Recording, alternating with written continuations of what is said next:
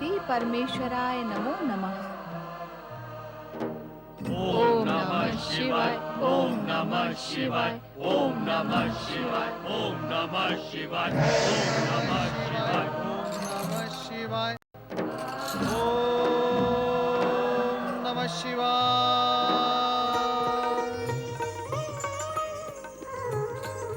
प्रणाम माता।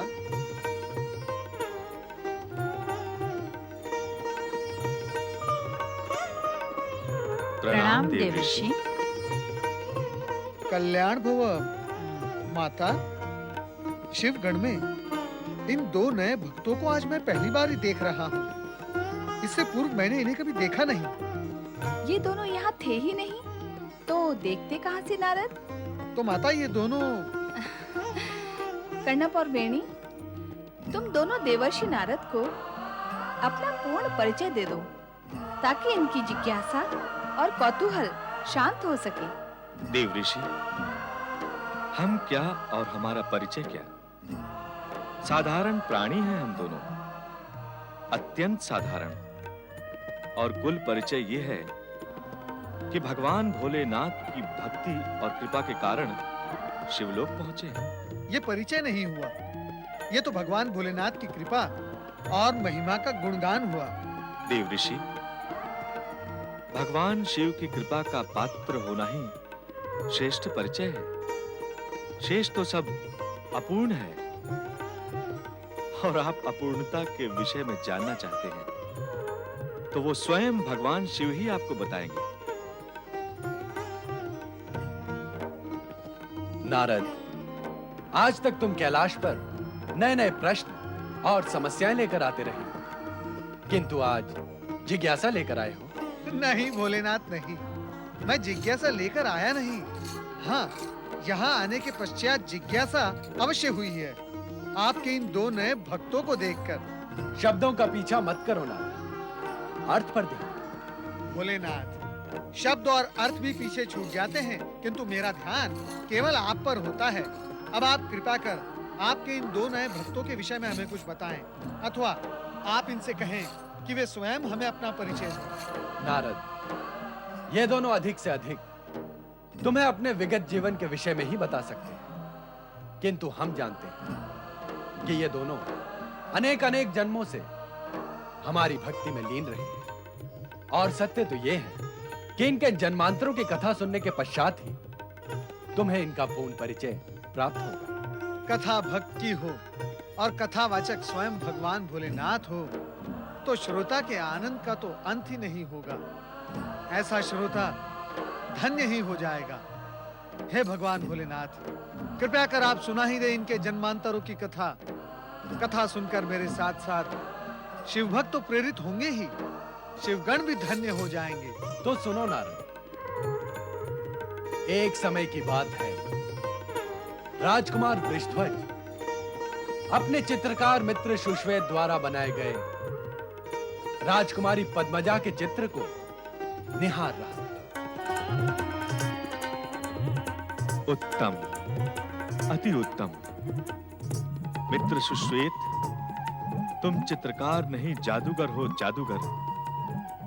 कितना भव्य, कितना सुंदर, कितना आकर्षक चित्र बनाया है तुमने इस सुंदरी का। लगता है सौंदर्य की देवी साकार होकर धरती पर उतर आई हो, और अब बोलेगी, अब कुछ बोलेगी। परंतु मित्र सुश्वेत, ये तो बताओ, कौन है ये अपूर्व सुंदरी?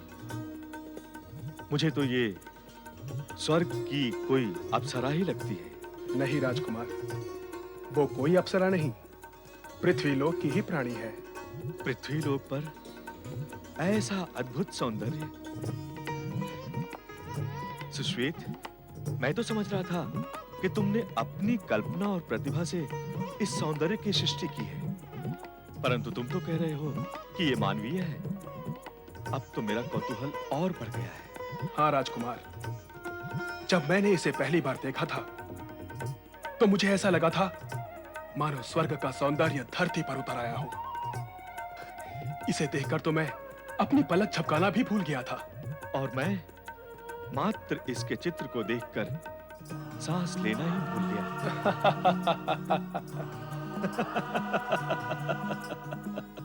कहीं ये परम सुंदरी तुम्हारे मन मंदिर में प्रवेश तो नहीं कर गई? ना कहूं तो असत्य होगा और हाँ कहूं तो असंगत होगा। जो सत्य है वही कहो। सत्य तो यह है मित्र कि इस चित्र और इस चित्र में अंकित इस सुंदरी को देखकर मेरे मन के भीतर ऐसा आभास होता है कि इस सुंदरी से मेरा जन्म जन्मांतर का संबंध है। क्या जन्म जन्मांतर का संबंध? ऐसा तुमने कैसे मान लिया राजकुमार वृषध्वज? इसलिए कि इस चित्र को देखते ही मेरा मन उस सुंदरी से मिलने और उसे पाने के लिए आतुर हो उठा है। और ऐसी आतुरता का जन्म तभी होता है जब संबंध जन्म जन्मों का हो। मित्र सुश्वेत, तुम तुरंत मुझे उस सुंदरी के दर्शन कराओ, अन्यथा मेरा मन विकल रहेगा।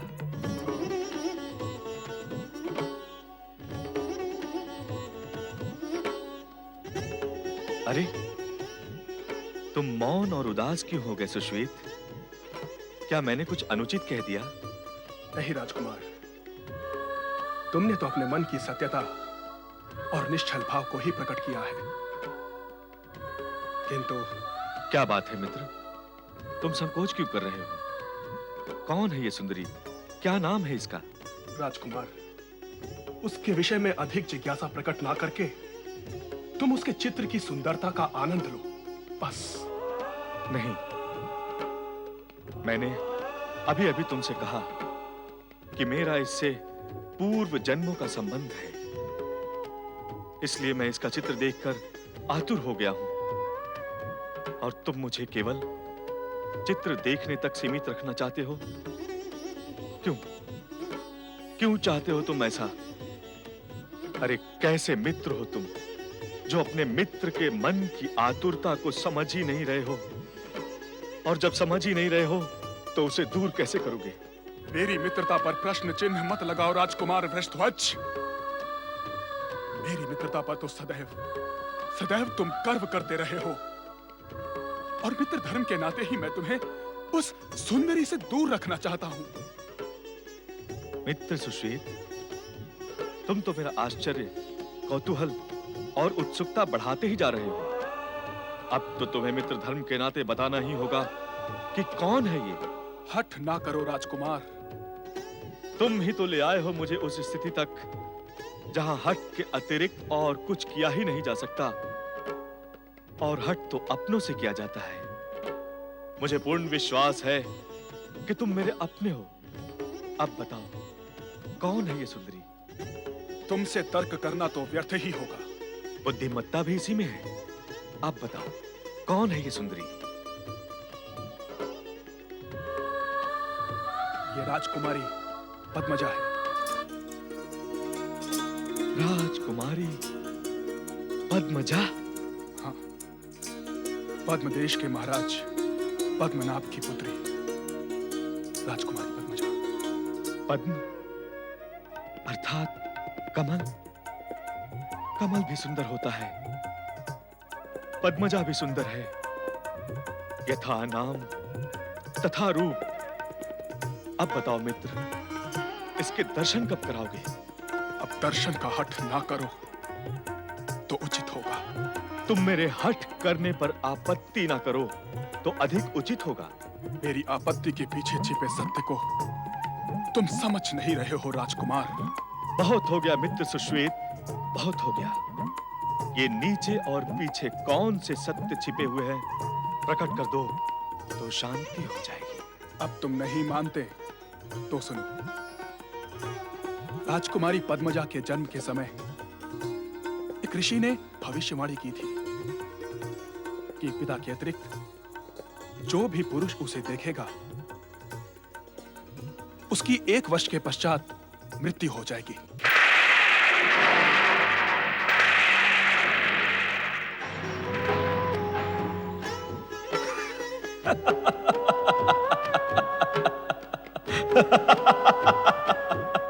अब मैंने ऐसी तो कोई भी बात नहीं कही जिसमें इतनी हंसी आए। तो क्या रोने वाली बात कही थी तुमने? निसंदेह तुमने हंसने जैसी बात कह डाली है। अरे तुम कहते हो कि उसके पिता के अतिरिक्त उसे देखने वाला केवल 1 वर्ष तक ही जीवित रहेगा, किंतु तुमने तो यह चित्र उसे देखकर ही बनाया होगा ना? तो बताओ मित्र कि तुमने उसे कब और कहां देखा, और ऋषि की भविष्यवाणी का प्रभाव तुम पर क्यों नहीं हुआ? ये एक ऐसा रहस्य है जो मैं किसी को भी बता नहीं सकता।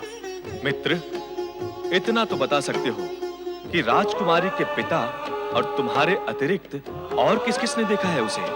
किसी ने भी नहीं।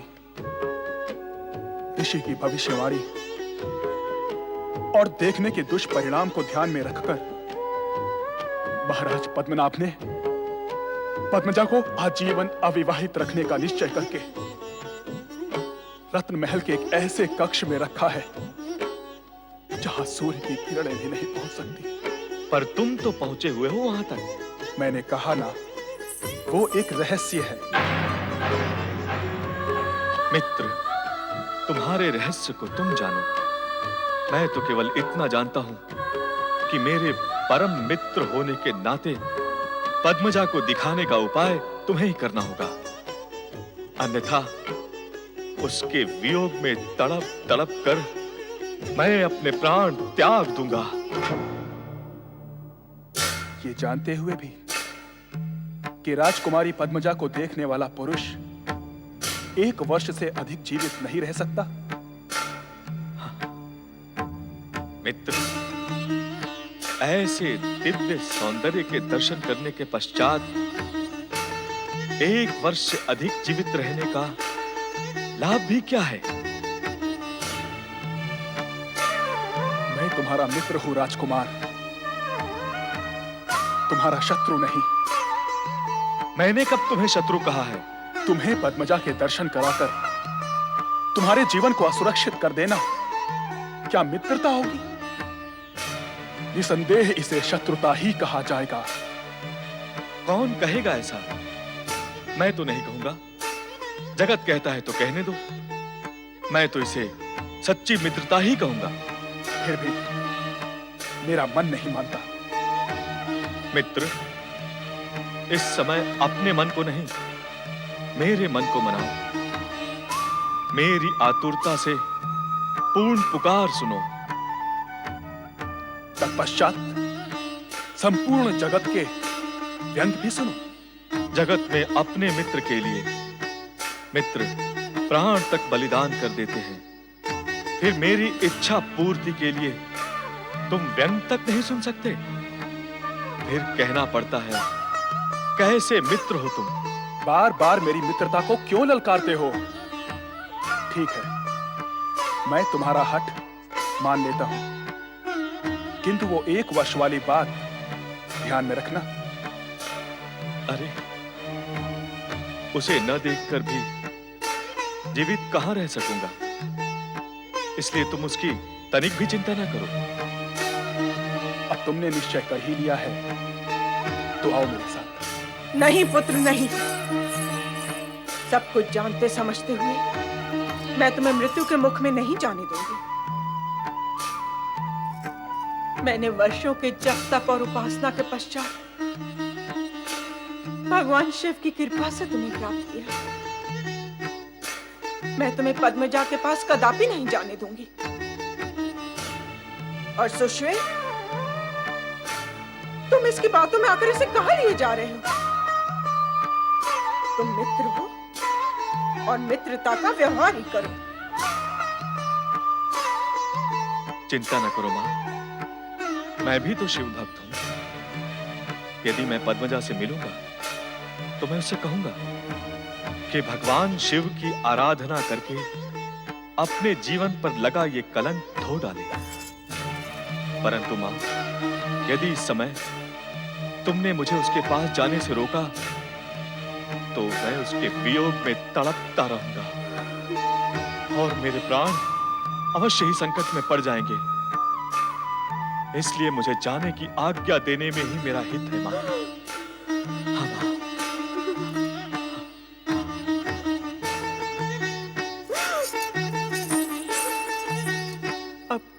बोलो भोलेनाथ। ओम नमः शिवाय। ओम नमः शिवाय। ओम नमः शिवाय। ओम स्वामी! नमः शिवाय। महाराज!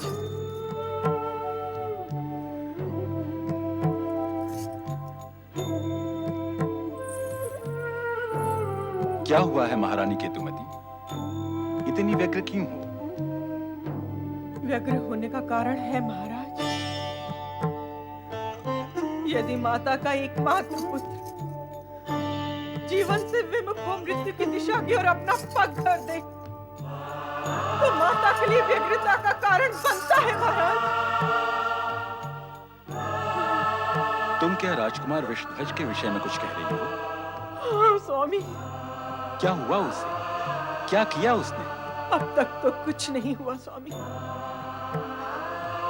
किंतु अब वह जो करने जा रहा है उससे अनर्थ हो जाएगा, महा अनर्थ हो जाएगा स्वामी।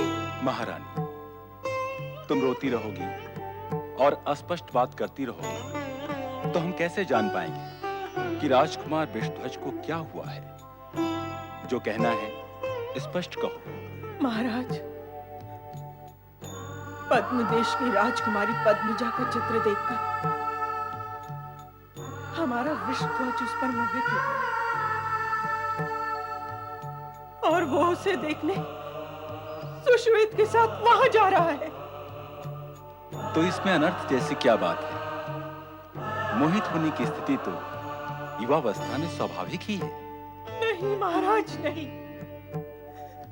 राजकुमारी पद्मजा अभिशापित है। जो पुरुष उसे देख लेगा वो 1 वर्ष के भीतर मृत्यु को प्राप्त होगा, और हमारा वृषध्वज उसे देखने गया है।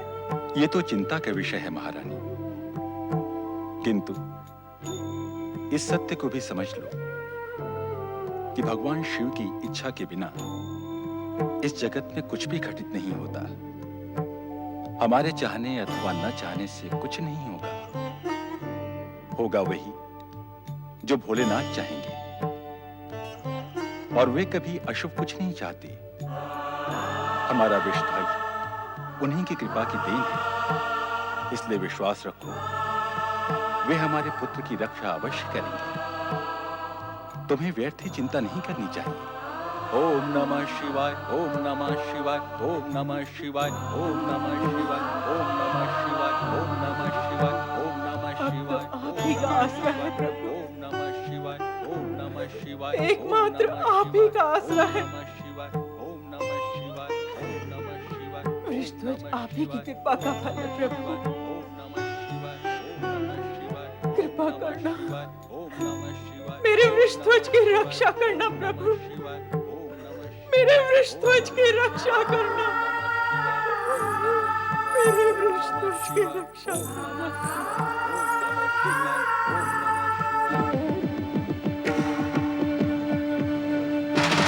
मित्र सुश्वेत, सरोवर पास में है, तन सूख रहा है। जल पीकर तनिक विश्राम करते हैं। अति उत्तम विचार है वृषध्वज। सरोवर के शीतल जल से स्फूर्ति भी आएगी। आओ चलो।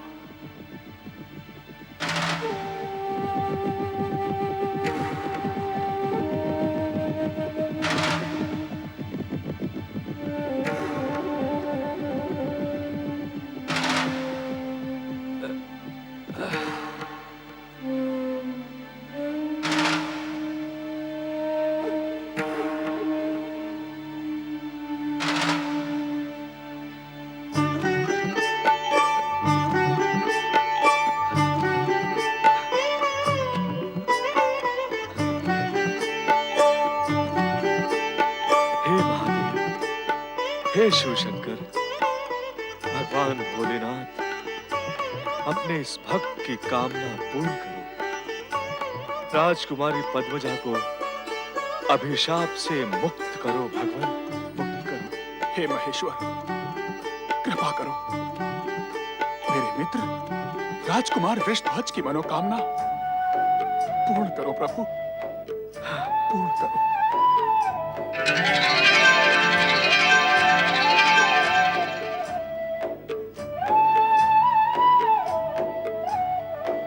राजकुमार वृषध्वज ने राजकुमारी के हित में प्रार्थना की और उसके मित्र सुश्वेत ने राजकुमार के लिए मंगल कामना की। इस प्रकार दोनों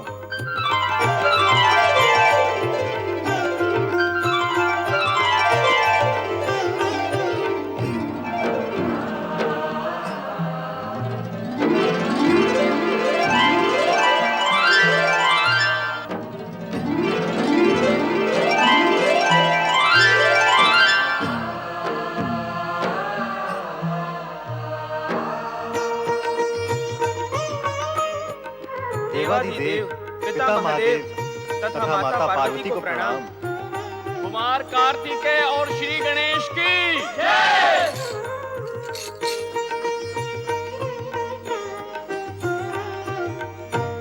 हम दोनों आप दोनों को शैल पर्वत और गणेश लोक ले जाने आए हैं।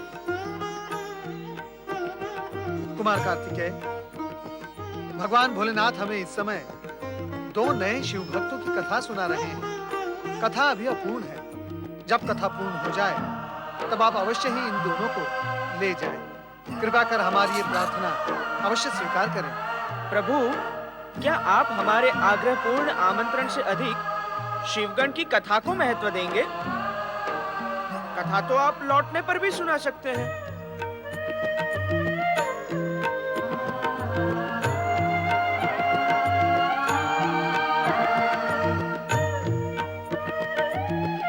तुम अपनी माता को ले जाओ।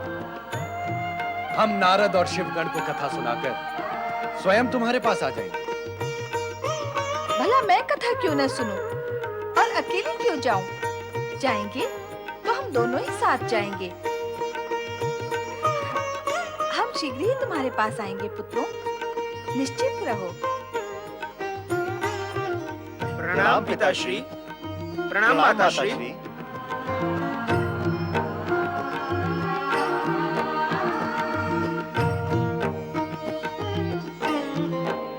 जल पीने के पश्चात दोनों मित्र पदम देश के राज उद्यान में पहुंचे और तब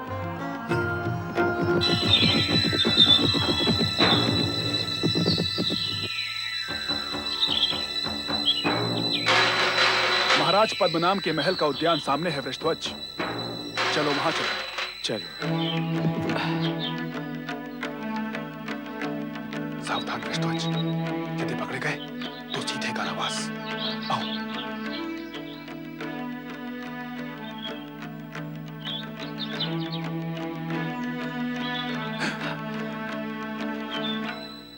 आओ।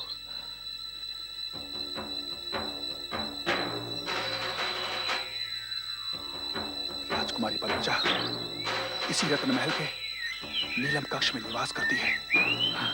कड़ा से कड़ा पहरा रहता है वहां पर। कोई भी पुरुष वहां प्रवेश नहीं कर सकता। सच सुश्वेत,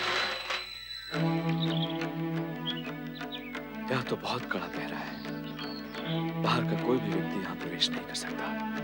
तो फिर हम भीतर कैसे जाएंगे? जिस प्रकार से मैं राजकुमारी पद्मजा की एक झलक पाने के लिए नीलम कक्ष में गया था, उसी प्रकार से तुम भी जाओगे। ठहरो।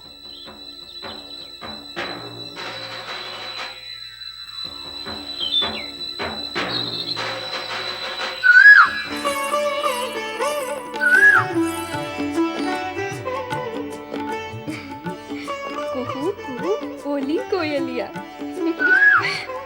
ओहो, तो पहुंच गए मेरे प्रियतम। मुझे बुला रहे हैं, जाना तो अवश्य पड़ेगा। चलो उद्यान से फूल चढ़ लाती हूँ।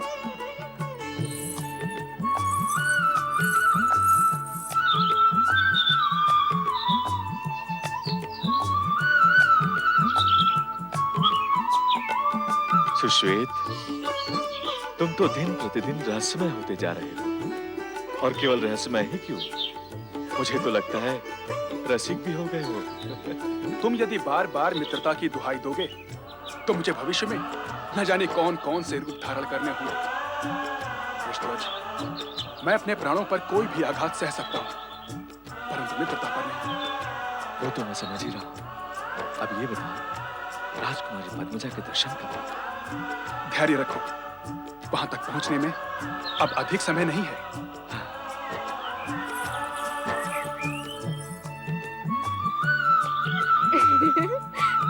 कनेरी।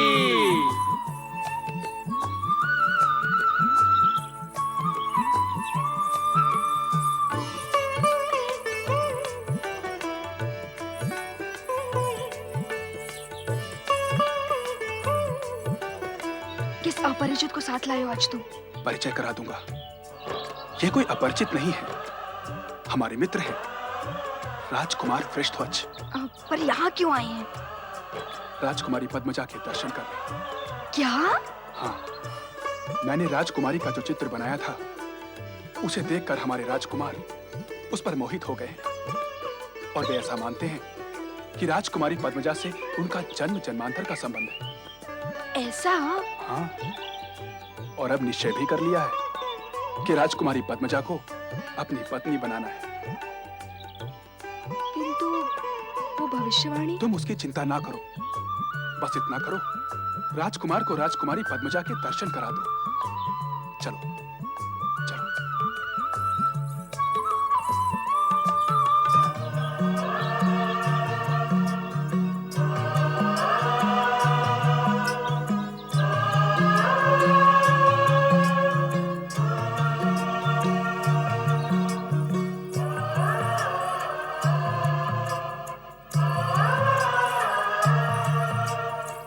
प्रणाम राजकुमार जी। प्रणाम।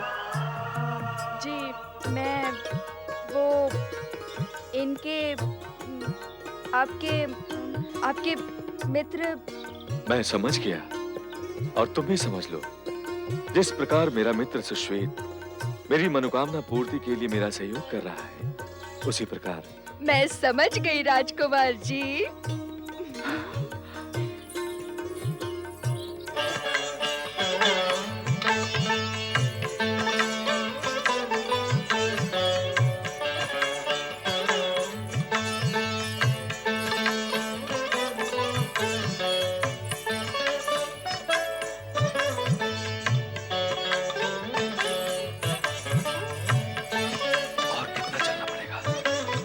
के पास पहुंचने तक तो चलना ही पड़ेगा राजकुमार।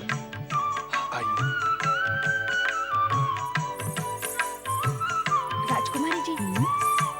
राजकुमारी जी क्षमा चाहती हूँ। क्षमा? कैसे क्षमा, और किस अपराध के लिए? आपकी आज्ञा के बिना आपकी सेवा के लिए मैं 2 दासियां लाई हूँ। दासियां? कौन?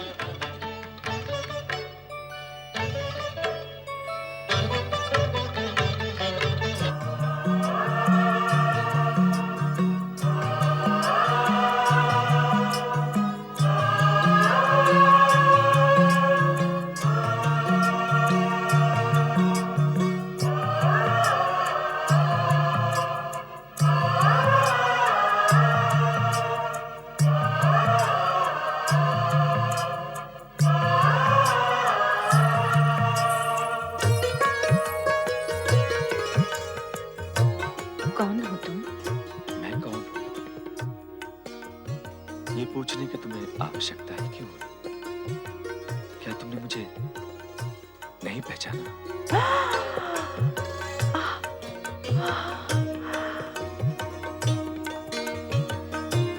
मैंने तो तुमसे नहीं पूछा कि तुम कौन हो। केवल तुम्हारा चित्र देखकर ही पहचान लिया कि हम तुम जन्म जन्म के साथी हैं। मैंने जब से सुश्वेत का बनाया हुआ तुम्हारा चित्र देखा है, तो तुम्हारे सौंदर्य और रूप को देखकर मेरी आत्मा छटपटा उठी। मैं तब से तुमसे मिलने के लिए छटपटा रहा हूं। मुझे पहचानो, मैं तुम्हारा जन्म जन्म का साथी वृषध्वज हूं।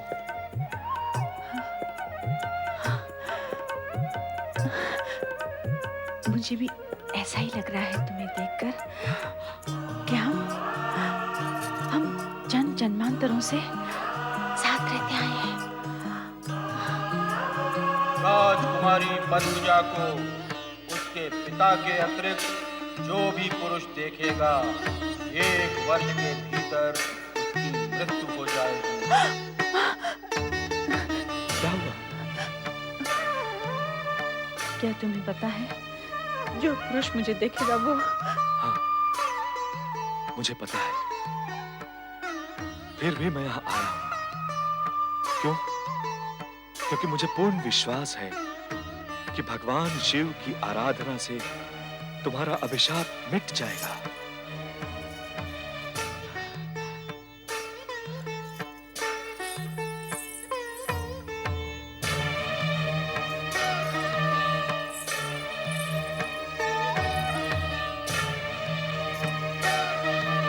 इस शिवलिंग को धारण करने से तुम्हारा हृदय शिव भक्तिमय हो जाएगा और समस्त अनिष्ट दूर हो जाएंगे।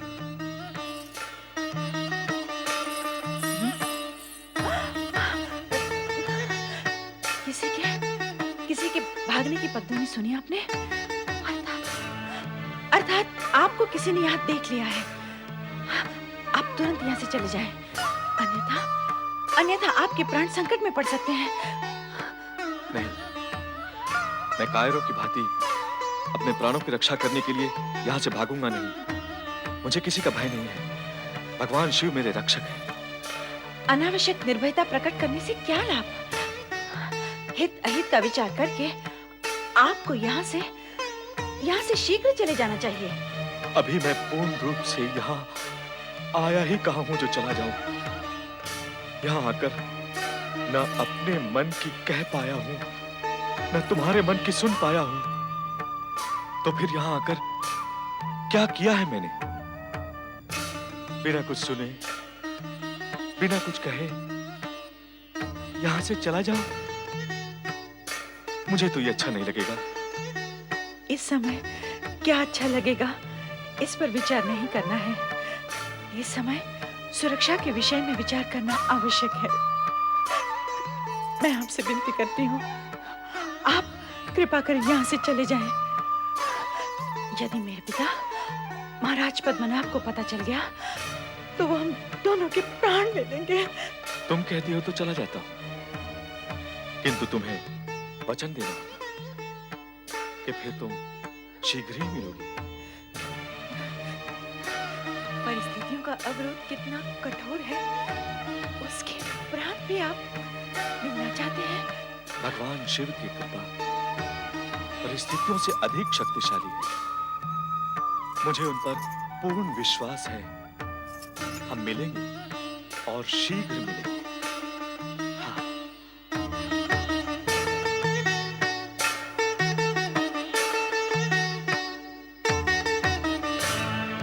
महाराज पद्मनाभ को हमारे यहाँ पर आने का पता लग गया है।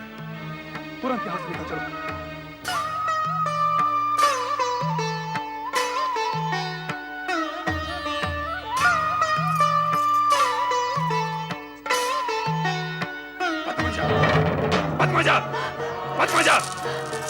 पिताजी, कौन था वो पुरुष जो यहाँ आया था? किसने किया इतना साहस? उसे इस दुस्साहस का दंड अवश्य मिलेगा। वो इस महल से जीवित वापस नहीं जा सकेगा। पिताजी, उस शिव भक्त ने मुझे अभिशाप से मुक्त करने के लिए वो माला दी थी और आपने उसे फेंक दिया। पिताजी, आपने भगवान शिव का अपमान किया है। इसका परिणाम अवश्य ही अनिष्टकारी होगा। निर्लज्ज, अपने पिता के लिए अनिष्ट और अशुभ की बातें करती है। हमारी इच्छा के विरुद्ध एक पर पुरुष को यहाँ बुलाकर तुमने हमारी राज व्यवस्था को चुनौती दी है। अब तुम्हें इसका दंड भुगतना होगा। महाराज, हमने चारों ओर ढूंढा किंतु उसका कहीं पता नहीं चला। महाराज, हमने महल उद्यान का कोना कोना ढूंढ लिया। लगता है वो इस महल से निकल भागा है। तुम सब जाओ और उसका पीछा करो। उसे पकड़कर हमारे सामने प्रस्तुत करो। जाओ। राजकुमारी का अभिशाप हम सत्य सिद्ध करेंगे। उसे देखने वाला कोई पुरुष जीवित नहीं रहेगा।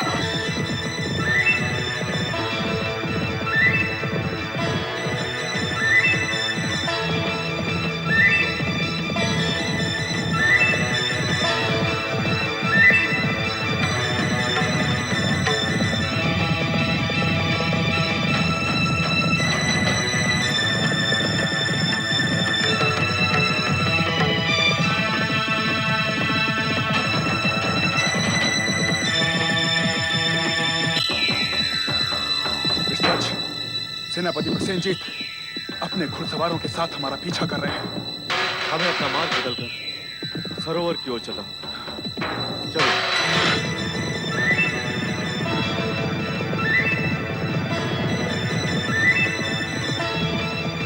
चलो।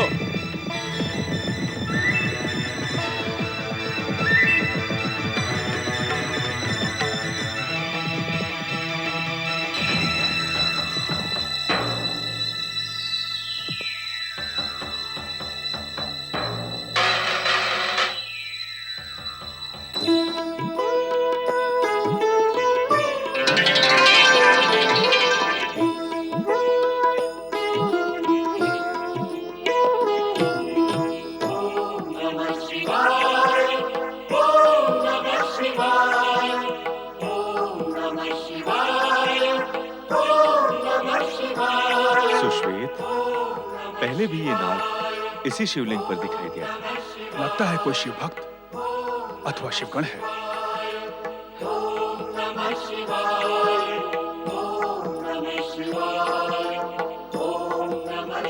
हे शिव शंकर, अब पद्मजा और मेरी रक्षा का दायित्व आप पर है।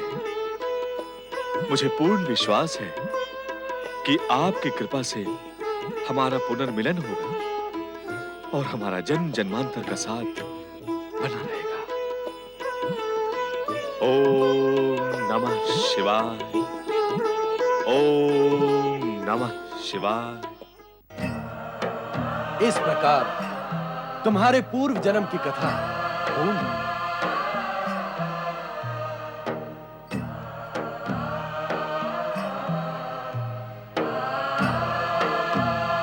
प्रभु,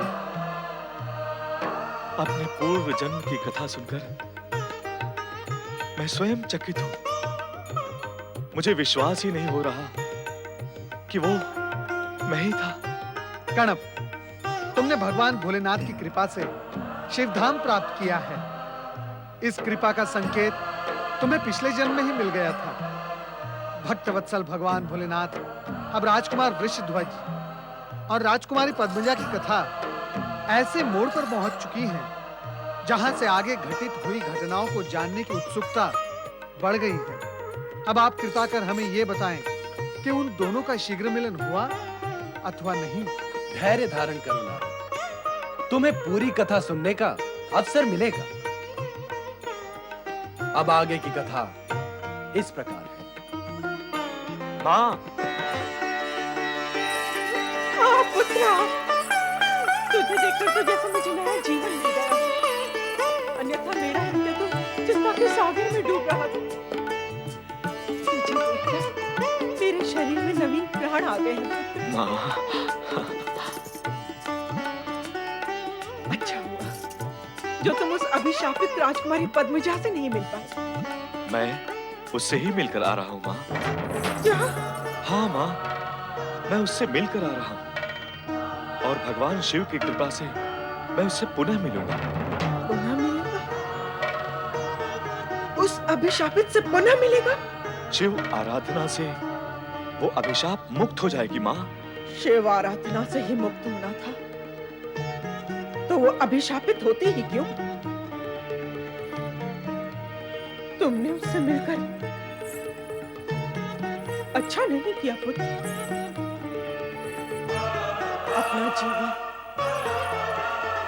और साथ में अपने माता पिता का जीवन संकट में डाल दिया है। तुम उससे मिलकर आए हो और भविष्य में उससे मिलने की भूल न करना। होनी को कौन टाल सकता है माँ? माँ से होनी और अनहोनी की बात करता है। मैं तो केवल इतना कह रहा हूं कि सुश्वेत के बनाए गए चित्र को यदि मैं ना देखता तो राजकुमारी के प्रति मेरे मन में भाव क्यों जागते? ये सत्य भी मेरे मन में क्यों प्रवेश करता कि हम जन्म जन्मांतर के साथी हैं? तुम इस सत्य को भी समझ लो मां कि अधिक समय तक मैं उससे दूर नहीं रह सकता, और यदि तुमने मुझे उससे मिलने से रोका तो मैं निष्प्राण हो जाऊंगा मां।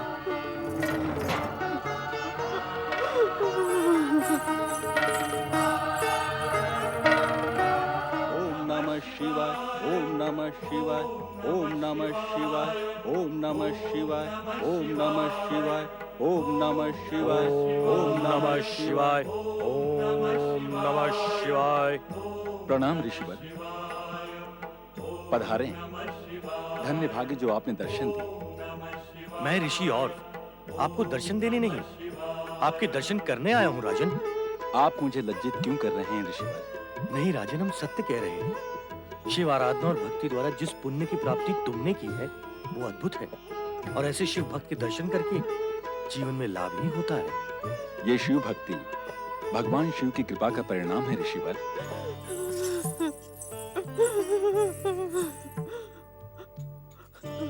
प्रणाम ऋषिवर।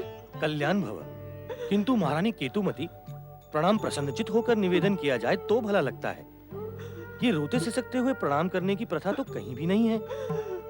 मेरा मन अत्यंत पीड़ित है ऋषिवर।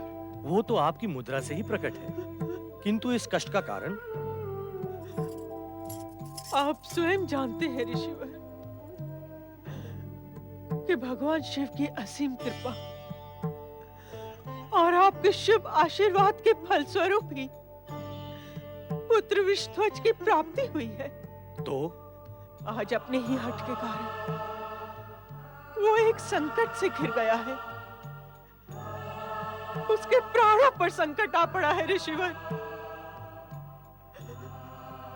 कृपा करके उसके जीवन की सुरक्षा का कोई उपाय कीजिए।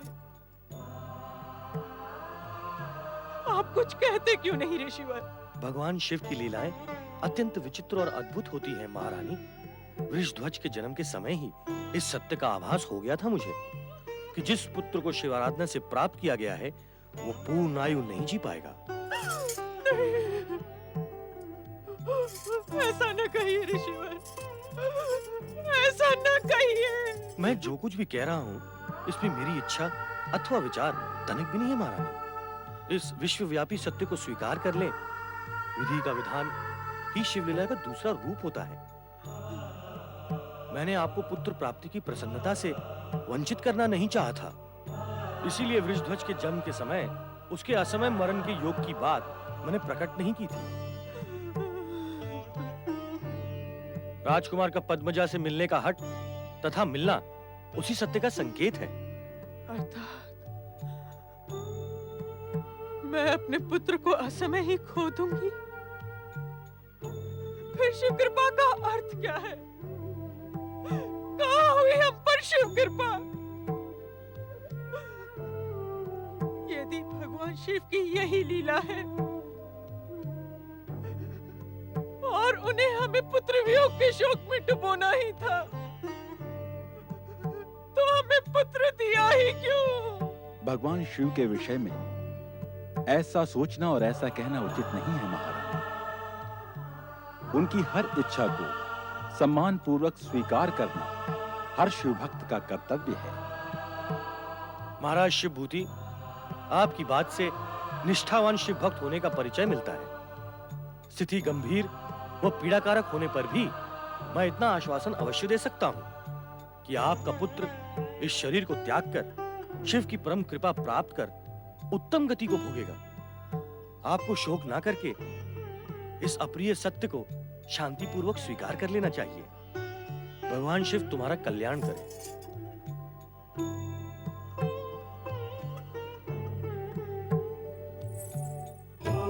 ओम नमः शिवाय, ओम नमः शिवाय, ओम नमः शिवाय, ओम शिवाय। ओम नमः शिवाय।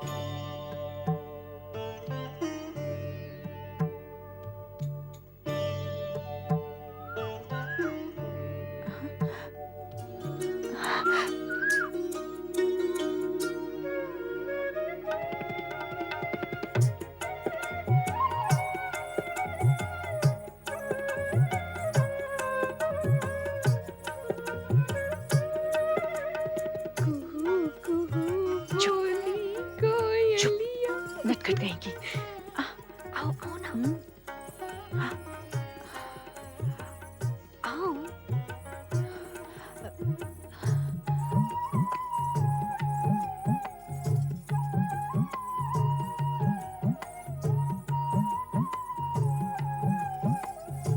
ठहरो। मेरी सखी।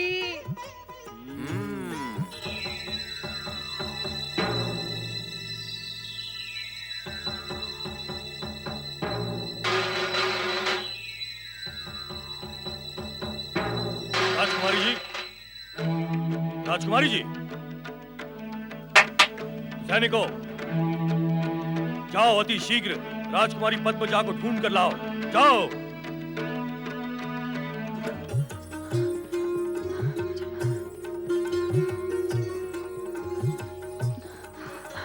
राजकुमार, चलो चलिए शीघ्र निकल चलते हैं। हाँ, चलिए। राजकुमारी पद्मजा महल में नहीं है, चलो खोजो।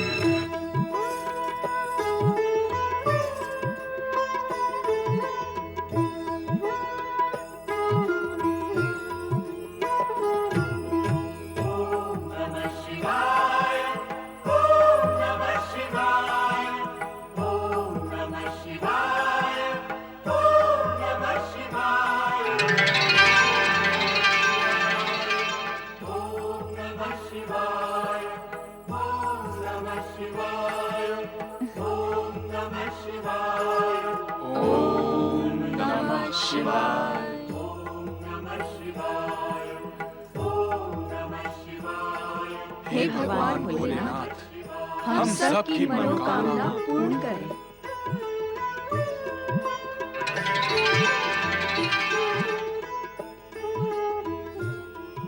हम पर कृपा करो भगवान, कि हमारे जन जन का साथ बना रहे।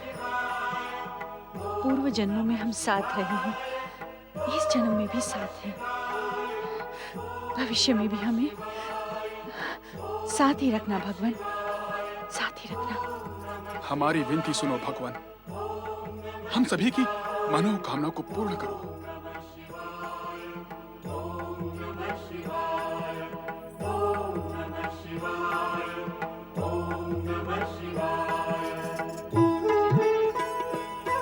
हे भोलेनाथ, हम आपके सम्मुख एक दूसरे के साथ विवाह बंधन में बंधकर सभी संकट व अवरोधों को समाप्त कर देने के इच्छुक हैं।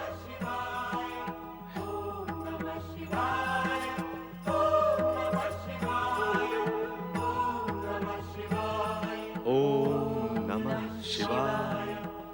ओम नमः शिवाय।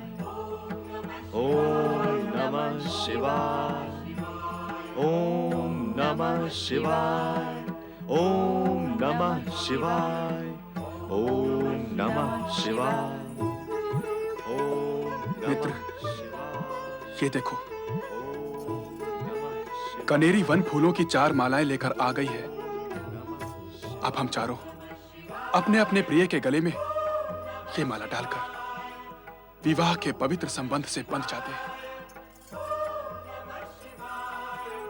इस पवित्र और अटूट बंधन में बंध जाने के पश्चात जगत की कोई भी शक्ति हमें विलग नहीं कर पाएगी।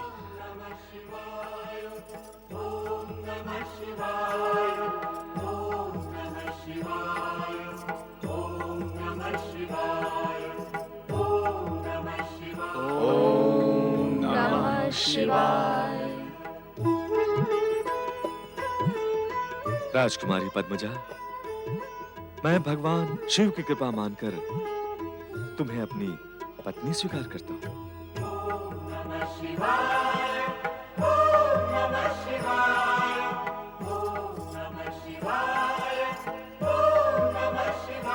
राजकुमार वृषध्वज, आज से मैं भगवान शिव का आदेश समझकर तुम्हें अपना पति स्वीकार करती हूँ।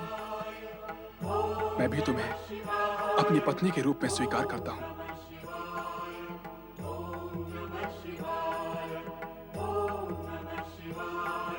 और मैं भी तुम्हें अपने पति के रूप में स्वीकार करती हूँ।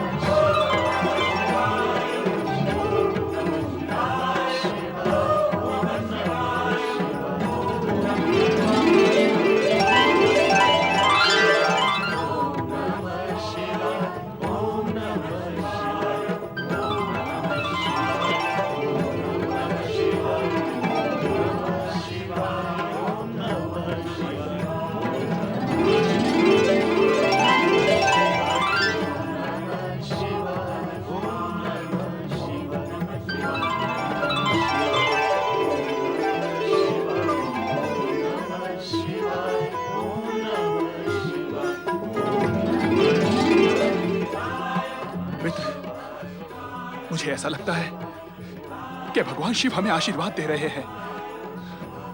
भोलेश्वर की ये प्रसन्न मुद्रा कितनी मनभावन है।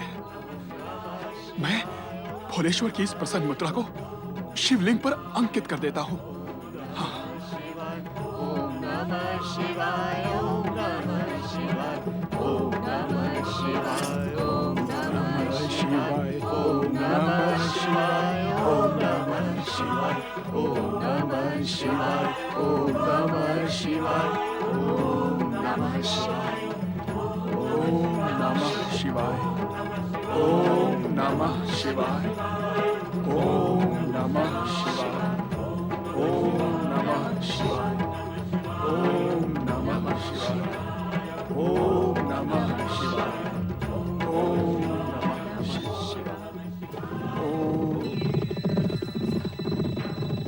हे शिवशंकर, हमारे विवाह के केवल आप ही साक्षी हैं और ये माला हम इसे आपके चरणों में अर्पित करते हैं। यदि हम जीवित रहें तो पुनः इसे अपने हृदय से लगा लेंगे। तुम लोग शीघ्र ही छूट जाओ। जाओ। सेनापति जी, राजकुमारी मिल गई है। पकड़ लो इन लोगों को। चलो।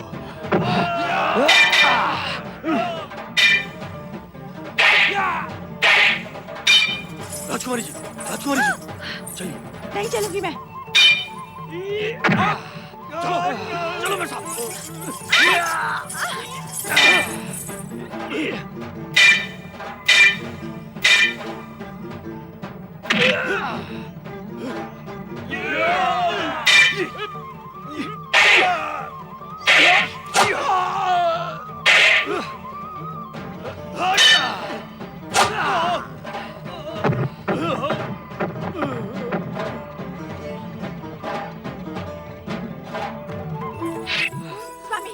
चलो मित्र, यहाँ से भाग चलते हैं। चलो।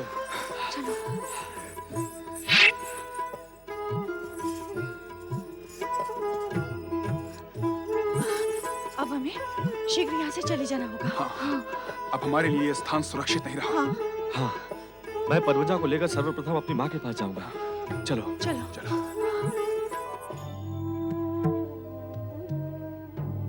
माँ। पुत्र वृषध्वज।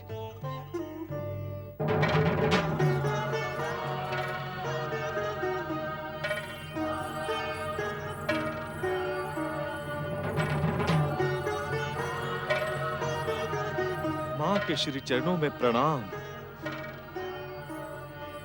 प्रणाम माता।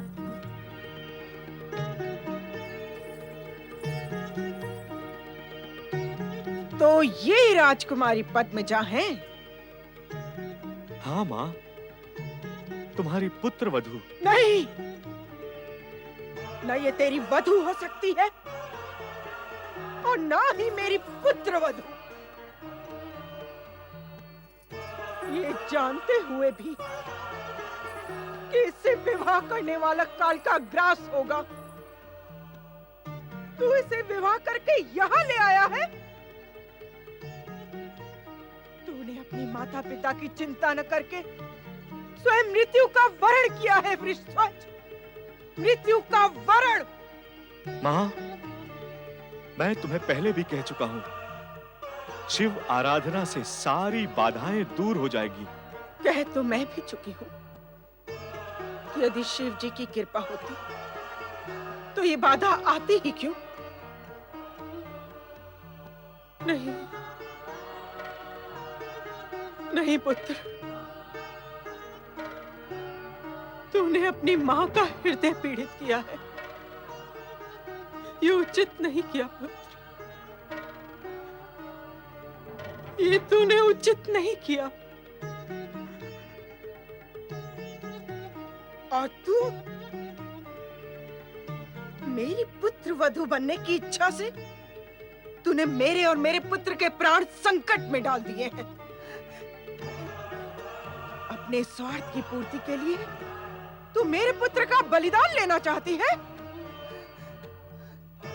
पर कब तक? यदि मेरा पुत्र ही नहीं रहेगा तो तू भी सधवा नहीं रहेगी।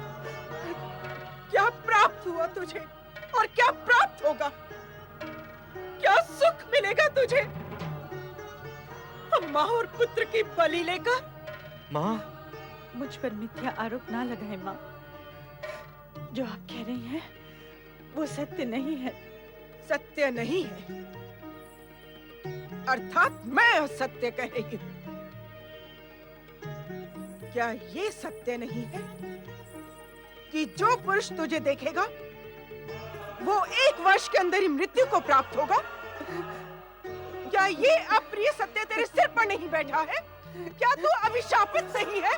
बोल। तो इसमें मेरा क्या दोष है माँ? किंतु स्वार्थवश मैंने आपके पुत्र से विवाह किया है। ये सत्य नहीं है माँ, ये सत्य नहीं है। पर तूने इससे विवाह क्यों किया? क्या इसके अतिरिक्त अन्य और कोई नहीं था तेरे भाग्य में? एक यही शेष रह गया था तुझसे विवाह करने के लिए? शांत हो जाओ माँ। नहीं, मैं शांत नहीं होंगी, पर तू मौन हो जा, बोल मत। माँ, तुम विवाह का सारा दोष पद्मजा पर क्यों डाल रही हो? जो कुछ भी हुआ मेरी इच्छा से ही हुआ। ये निर्दोष है। तुम दोनों ही निर्दोष हो। दोष तो सारा मेरा ही है। मैंने ही बालपन से तेरे सब हठ पूरे किए और तू हठ धर्मी हो गया। मेरी ममता और मोह का तूने अनुचित लाभ उठाया है वृषध्वज। मैंने तो कभी कल्पना भी नहीं की थी कि मेरा अपना ही पुत्र मेरी ही इच्छा के विरुद्ध विवाह करके अपने ही प्राणों का शत्रु बन जाएगा। ऐसा कुछ नहीं है माँ। अब माँ को बहलाने और भ्रम में डालने की आवश्यकता नहीं है पुत्र। तुमने मेरी इच्छा के विरुद्ध हट करके विवाह किया। इसकी पीड़ा तो मैं सह रही हूँ और सहती ही रहूंगी, किंतु मेरे सम्मुख तेरे प्राणों पर संकट आए, ये मैं कभी सह नहीं सकूंगी। जगत की कोई माँ नहीं सह सकती। इसलिए अब तुम दोनों मुझ पर दया करो और ये स्थान, ये महल, ये राज्य त्याग कर कहीं और चले जाओ। हम कहाँ जाएंगे माँ?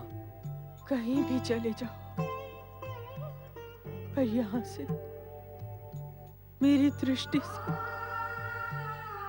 मेरी माया ममता से दूर चले जाओ। तुम्हारा जो भी परिणाम हो,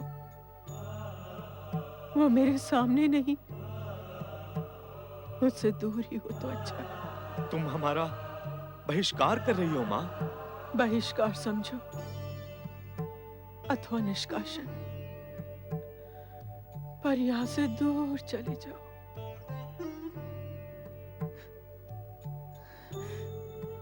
माँ, अभिशापित मैं हूँ। मेरे दोष का दंड आपके पुत्र क्यों पाए? मैं अकेली ही यहाँ से चली जाती हूँ। अपने पुत्र को आप यहीं रहने दें। नहीं पद्मजा, नहीं, मैं तुम्हें अकेले नहीं जाने दूंगा। कैसा अभिशाप और कैसा दंड! दोष न तुम्हारा है और न मेरा। ये सब तो पूर्व जन्म का ही फल है। यदि हम पूर्व जन्म में साथ रहें, तो उसका फल भोगने के लिए इस जन्म में भी हम साथ ही रहेंगे। नहीं राजकुमार, नहीं। अपनी माँ का हृदय दुखी ना करो। और मेरे मन के दुख को न तुम मिटा सकती हो और ना ही विधाता। जिस प्रकार से तुम दोनों ने विवाह करके जन्म जन्मांतर तक साथ रहने का निश्चय किया है, उसी प्रकार से दुख से मेरा विवाह हो गया है। अब वो मृत्यु पर्यंत मेरे साथ रहेगा। जाओ तुम दोनों, चले जाओ। किंतु माँ, मैंने कहा ना, मैं अपनी आंखों के सामने अपने पुत्र की मृत्यु नहीं देख सकती। चले जाओ, दोनों चले जाओ यहां से।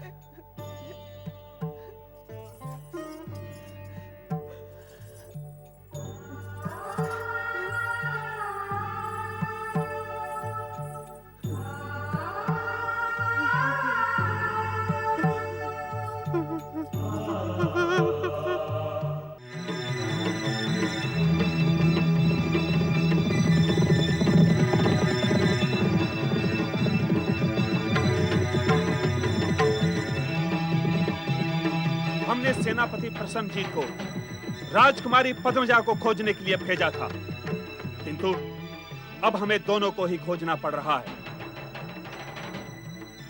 आओ। अब क्या होगा और अब कहाँ जाएंगे? भगवान भोलेनाथ ही जाने अब क्या होगा और हम कहाँ जाएंगे।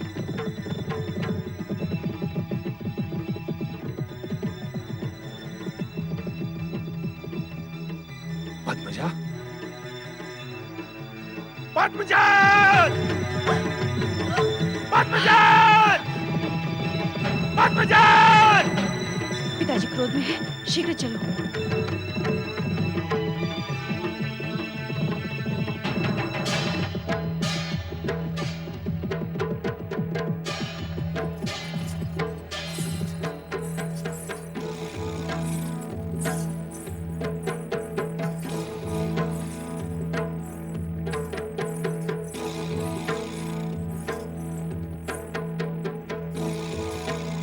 हे भोलेनाथ, अब आप ही हमारे रक्षक हैं। ओम नमः शिवाय। ओम नमः शिवाय। ओम नमः शिवाय। ओम नमः शिवाय। दुष्ट! नहीं पिताजी, नहीं। महाराज, मैं प्रस्तुत हूँ।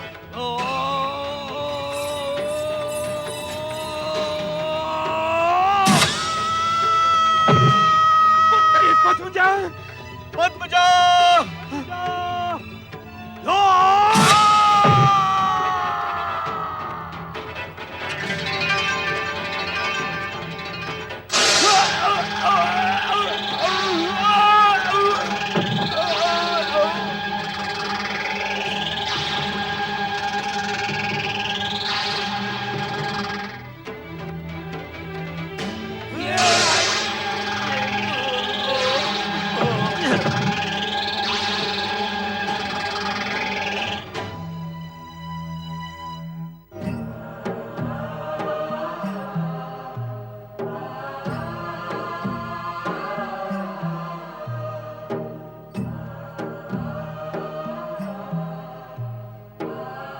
हे भोलेनाथ, हे कृपा निधान, आपने वृषध्वज, पद्मजा और उनके माता पिता की ऐसी कठोर परीक्षा क्यों ली?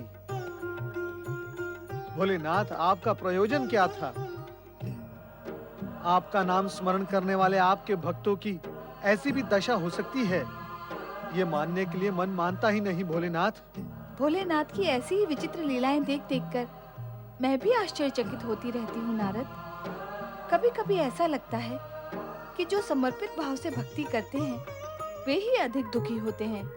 देवी पार्वती, सामान्य जन जो सत्य से परे होते हैं, यदि ऐसा कहें तो आश्चर्य नहीं होता, किंतु तुम जो साक्षात शक्ति का अवतार हो और कर्म की गति का गणित भली भांति जानती हो, जब ऐसा कहती हो तो आश्चर्य होता है। विवाह से पूर्व हमने तुम्हारी कैसी कठोर परीक्षाएं ली थी। उन कठोर परीक्षाओं के समक्ष ये घटनाएं तो अत्यंत साधारण हैं। स्वामी, आप तो अत्यंत सहज होकर परीक्षा लेते हैं, किंतु जो परीक्षा देते हैं उनकी स्थिति तो विकट ही हो जाती है।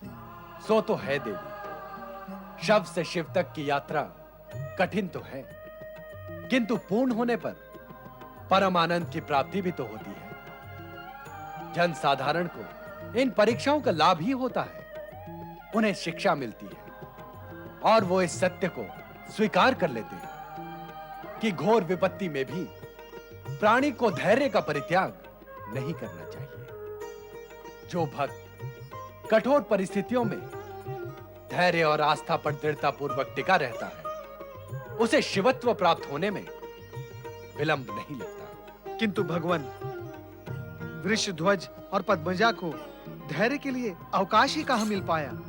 उन्हें तो यह परीक्षा प्राणों का त्याग करके ही देनी पड़ी। यही तो उनके लिए वरदान सिद्ध हुआ नारद। अन्यथा आज तुम उन्हें यहां शिवलोक में शिवगण के रूप में नहीं देख सकते थे। हे महेश्वर, आपने अचानक ही कणप की करुण कथा को उसकी अंतिम परिणति तक पहुंचा दिया, किंतु हम तो वृषध्वज, पद्मजा, चित्रकार सुश्वेत और कनेरी के विषय में जानने के लिए अति उत्सुक हैं। कृपया कर आप हमें उनके विषय में बताएं।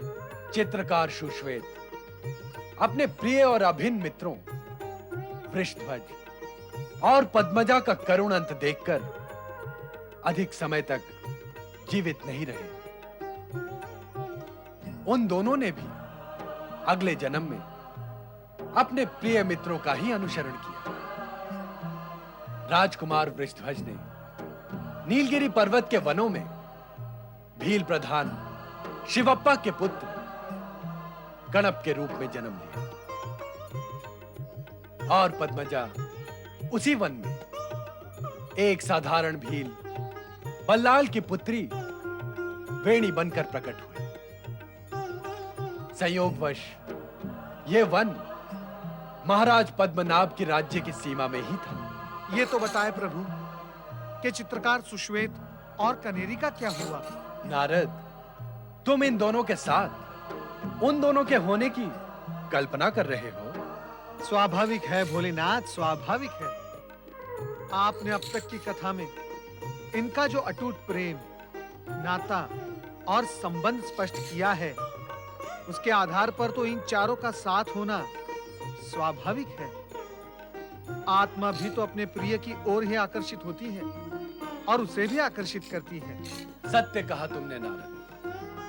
आत्मा को जब आत्मा की पहचान हो जाती है तभी वो परमात्मा को पहचान सकती है। जो आत्मा अन्य आत्मा को न पहचान कर परमात्मा तक पहुंचना चाहे तो उसे सफलता कभी प्राप्त नहीं हो सकती। हे भोलेनाथ, कृपया कर अपने इस कथन को तनिक सरल करें। सरल और लोक भाषा में यही कहा जा सकता है नारद कि यदि प्राणी से प्रेम नहीं कर सकता तो वो परमात्मा से क्या प्रेम करेगा। परमात्मा तक पहुंचने के लिए प्राणी को प्राणी तक पहुंचना होता है। वृषध्वज शिव भक्त था किंतु वो पद्मजा और मित्र सुश्वेत से भी प्रेम करता था। इतना प्रेम कि अपने प्राणों तक की चिंता नहीं की उसने। सुश्वेत भी वृषध्वज और कनेरी को अंतर्मन से प्रेम करता था। प्रेम की इस पराकाष्ठा ने ही इन चारों को पुनः अगले जन्म में मिला दिया। विधाता को ऐसा करना ही पड़ा।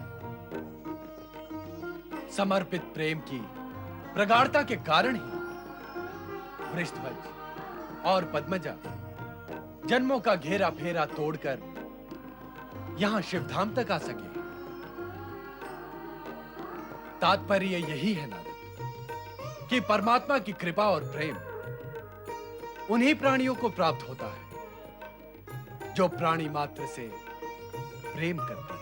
यदि संपूर्ण जगत इस सरल सत्य को मान ले, जान ले और व्यवहार में पूर्ण करने की बात ठान ले तो फिर प्रभु स्वर्ग पृथ्वी से कितना दूर रह जाएगा। तुम भावना की भाषा बोलने लगे नारद। अब इसी बात को तनिक व्यवहार की भाषा में कह के बताओ। प्राणी को शिवधाम की प्राप्ति के लिए अनन्य शिव भक्ति और शिव के प्रति संपूर्ण समर्पण की भावना आवश्यक है। इसी समर्पण और प्रेम के पराकाष्ठा के आधार पर ही सुश्वेत, कणप का भील मित्र अंजैया और कनेरी भील पुत्री वेणी की सखी देसिया के रूप में जन्मी। इन चारों का बालपन उसी वन में खेलते कूदते बीता। ये चारों समय के व्यतीत होने के साथ साथ युवा हुए, परंतु अब तक इन्हें अपने पूर्व जन्म का तनिक भी आभास नहीं था। कणप अंजैया से और वेणी देसिया से अपरिचित ही रहे। यद्यपि दोनों मित्र थे, साथ साथ वन में जाते थे, आखेट करते थे,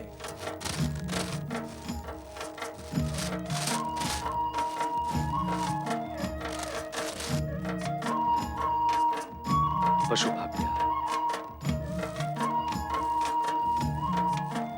भाग नहीं गया, भगा दिया तुमने। मैंने भगा दिया?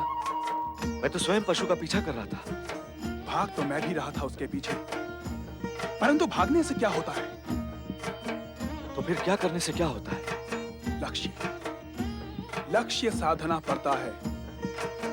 तुमने कहा कि वो मेरा आखेट है, इसलिए मैंने लक्ष्य साधने के बाद भी उस पर बाण नहीं चलाया। तुम आगे आगे थे, इसलिए मैंने समझा तुम्हें उसे समाप्त करोगे, इसलिए मैंने बाण नहीं चलाया। दोष तुम्हारा ही है। तुमने बाण क्यों नहीं मारा? तुम आगे थे तो कैसे चलाता? कहीं ये बाण तुम्हें लग जाता तो? अब बातें ना बनाओ, सारा दोष तुम्हारा ही है। तुम्हारे कहने से क्या मैं दोषी हो जाऊंगा? देखो, यदि तुम अपना दोष नहीं मानोगे तो मैं भी अपना दोष क्यों मानूं? अर्थात दोषी हम दोनों हैं, पर अपना दोष नहीं मानेंगे। ऐसा ही होता है।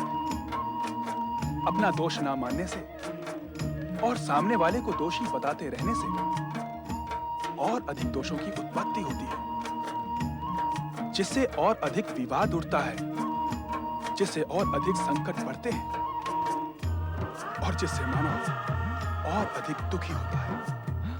इतना सब कुछ होने दिया जाता है, परंतु दोष मानना स्वीकार नहीं होता। अंजैया, अब तुम और अधिक बोलोगे तो और अधिक थक जाओगे, और थक जाओगे तो कंठ सूखेगा, और फिर मैं समझ गया कन्नप, समझ गया। तुम्हारी जल पीने की इच्छा हुई है ना? क्या तुम्हें नहीं हुई है? हुई तो है। हुई है तो हमें एक दूसरे को दोष देने का कार्य त्याग करके जल की खोज करनी होगी। यदि हम एक दूसरे को दोष देते रहेंगे तो क्रोध में आकर एक दूसरे के रक्त के इच्छुक हो जाएंगे। इच्छुक तो हम हैं, परंतु जल पीने के। तो चलो सर्वप्रथम जल खोजकर उसे पिया जाए। चलो।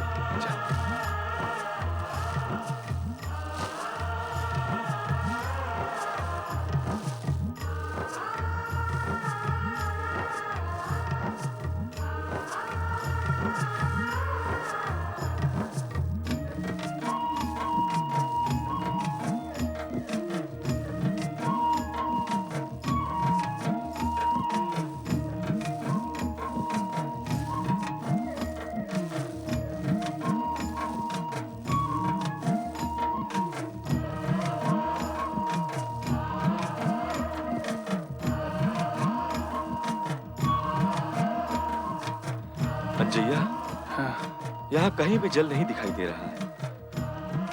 आगे बढ़ते हैं, मिल जाएगा। चलो।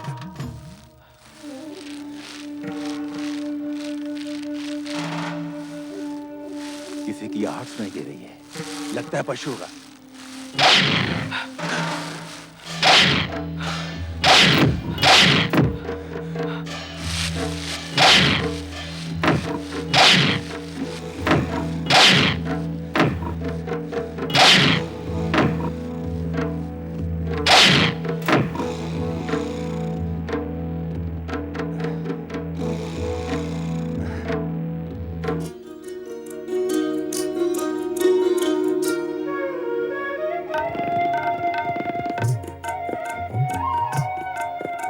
वेणी, तेरी माला नहीं बनी अभी तक? नहीं ना, मुझे तेरी भांति अच्छी माला बनानी आती नहीं रे देसिया। ये सुन, क्या पिछले जन्म में तू माला ही बनाती रहती थी? कौन जाने, बनाई भी होगी तो तेरे लिए ही बनाई होगी, अपने लिए नहीं। वेणी! वेणी!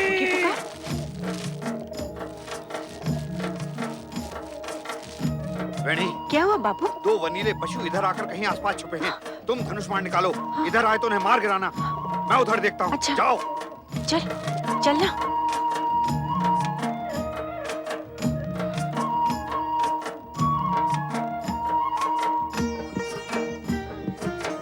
अंजैया, हम जल की खोज में निकले थे और इस धनुर्धारी ने वनेले पशु समझकर हमें खोज लिया। धीरे कन्नप, धीरे। सामने बैठी सुंदरियों ने यदि सुन लिया तो उनके बाण हमें बिंध देंगे। चलकर इनसे जल की याचना करते हैं। जल की याचना और इनसे? तुम्हें इनके हाथों में जलपात्र दिखाई दे रहा है कन्नप? अरे कुटिया में तो होगा। आओ। अरे देसिया, बापू ने तो कहा था कि वनेले पशु हैं। ये तो मनुष्य हैं।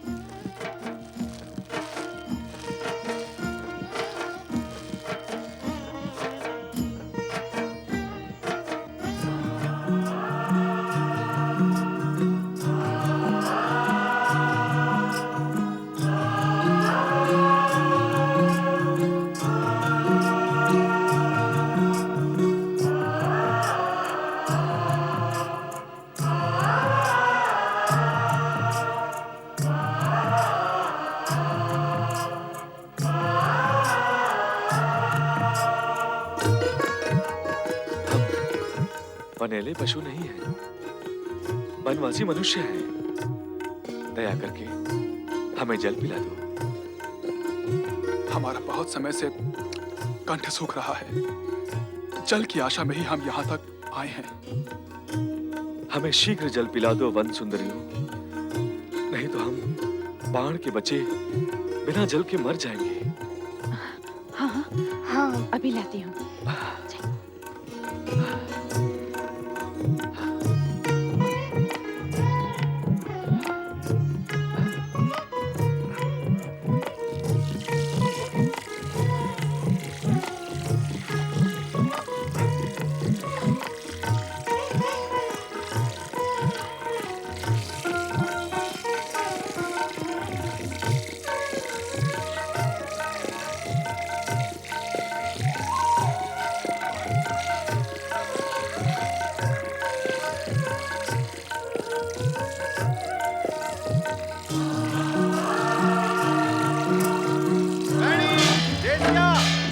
पशु यहाँ नहीं है, उधर तो नहीं आए हैं। नहीं बापू, वनेले पशु इधर भी नहीं आए।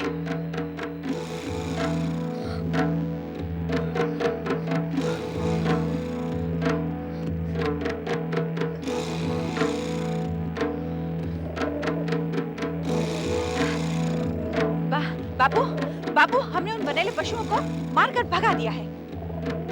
पहले घड़े से पानी पिलाया, फिर मारकर भगाया। हाँ हाँ। नहीं नहीं नहीं नहीं नहीं। हाँ हाँ भी, नहीं नहीं भी, सब बराबर हो गया। चलो चलो।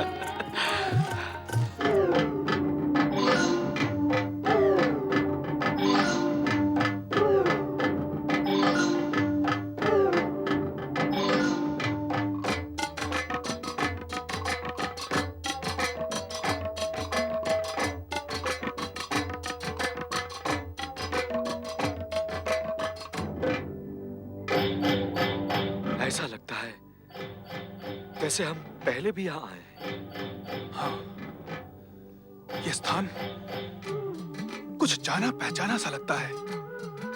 लगता तो ऐसा भी है जैसे ये स्थान पूर्व जन्म की घटनाओं से जुड़ा हुआ है। मुझे भी पूर्व जन्म का आभास हो रहा है। हम दोनों को एक सा ही आभास हो रहा है, अर्थात पूर्व जन्म में हम दोनों साथ ही थे। ऐसा ही है। मुझे तो ऐसा भी लग रहा है कि हम यहाँ अनेक बार आकर गए हैं।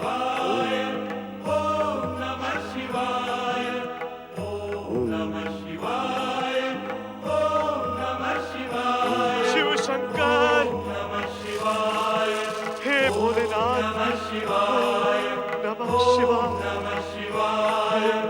ओम नमः शिवाय, ओम नमः शिवाय, ओम नमः शिवाय, ओम नमः शिवाय, ओम नमः शिवाय, ओम नमः शिवाय, ओम नमः शिवाय।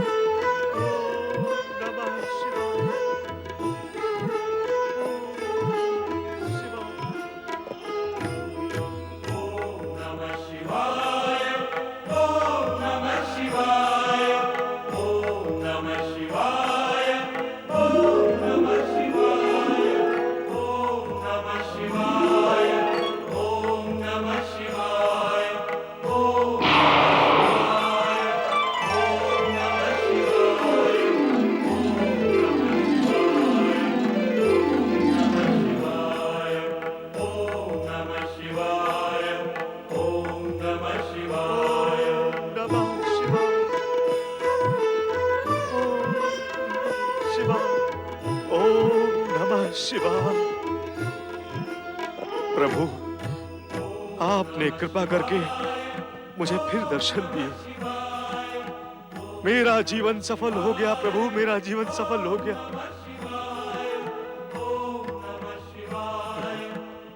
अब मैं आपको छोड़कर अन्यत्र कहीं नहीं जाऊंगा, कहीं नहीं जाऊंगा, कहीं नहीं जाऊंगा।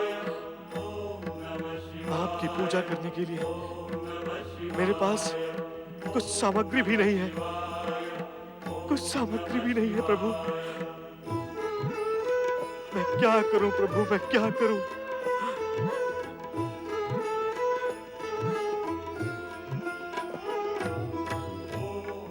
ओम नमः शिवाय, ओम नमः शिवाय, ओम नमः शिवाय, ओम नमः शिवाय, ओम नमः शिवाय, ओम नमः शिवाय।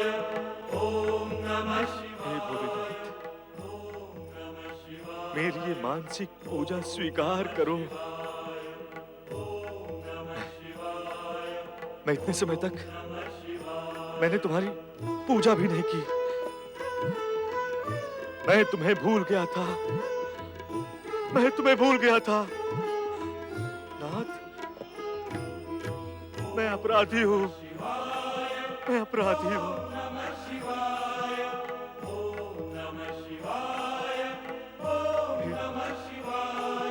मुझे क्षमा कर दे और मेरी ये मानसिक पूजा स्वीकार कर। ओम नमः शिवाय, ओम नमः शिवाय।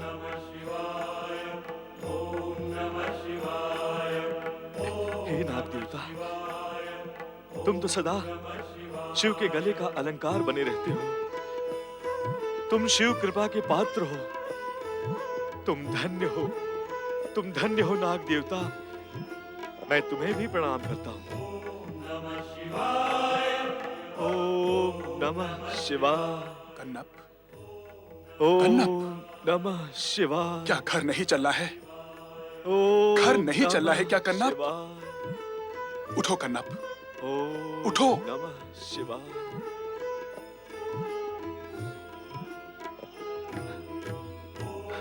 तुम ठीक कह रहे हो अंजैया। हमें घर से निकले बहुत समय हो गया है। बापू शिवप्पा हमारी बाट देख रहे होंगे। तो फिर चले? चले तो, पर यहां से जाने का मेरा मन नहीं करता है। तो और क्या करता है तेरा मन?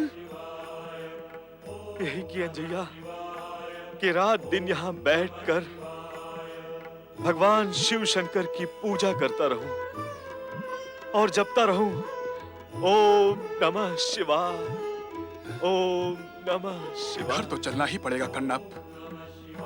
कहीं घर वाले ये ना समझ बैठे कि हम आखेट करने गए और स्वयं आखेट हो गए। नहीं रे नहीं, आ चल। ओम नमः शिवाय, ओम नमः शिवाय।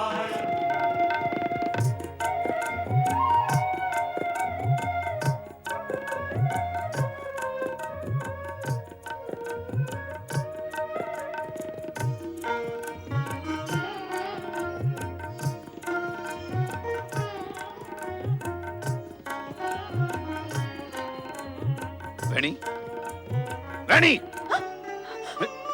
तू पागल हो गई है? हाथ में धनुष बाण लेकर किसका आखेट करेगी? मैं तो भूल ही गई थी और वो देसिया न जाने कहाँ चली गई। देसिया, ओ देसिया। तुझे ये भी ध्यान नहीं कि देसिया कब चली गई? नहीं है ध्यान? हाँ? नहीं बाबू, मुझे ध्यान है। मुझे तुम्हारे लिए भोजन बनाना है। मैं अभी बनाती हूँ भोजन बाबू, अभी बनाती हूँ, अभी बनाती हूँ। ये क्या हो गया इसे? इसकी मति मारी गई। भगवान शिव इसकी रक्षा करे। कन्नाप, ओ कन्नाप, आखेट का समय हो गया है, शीघ्र आ, व्यर्थ समय ना गवा।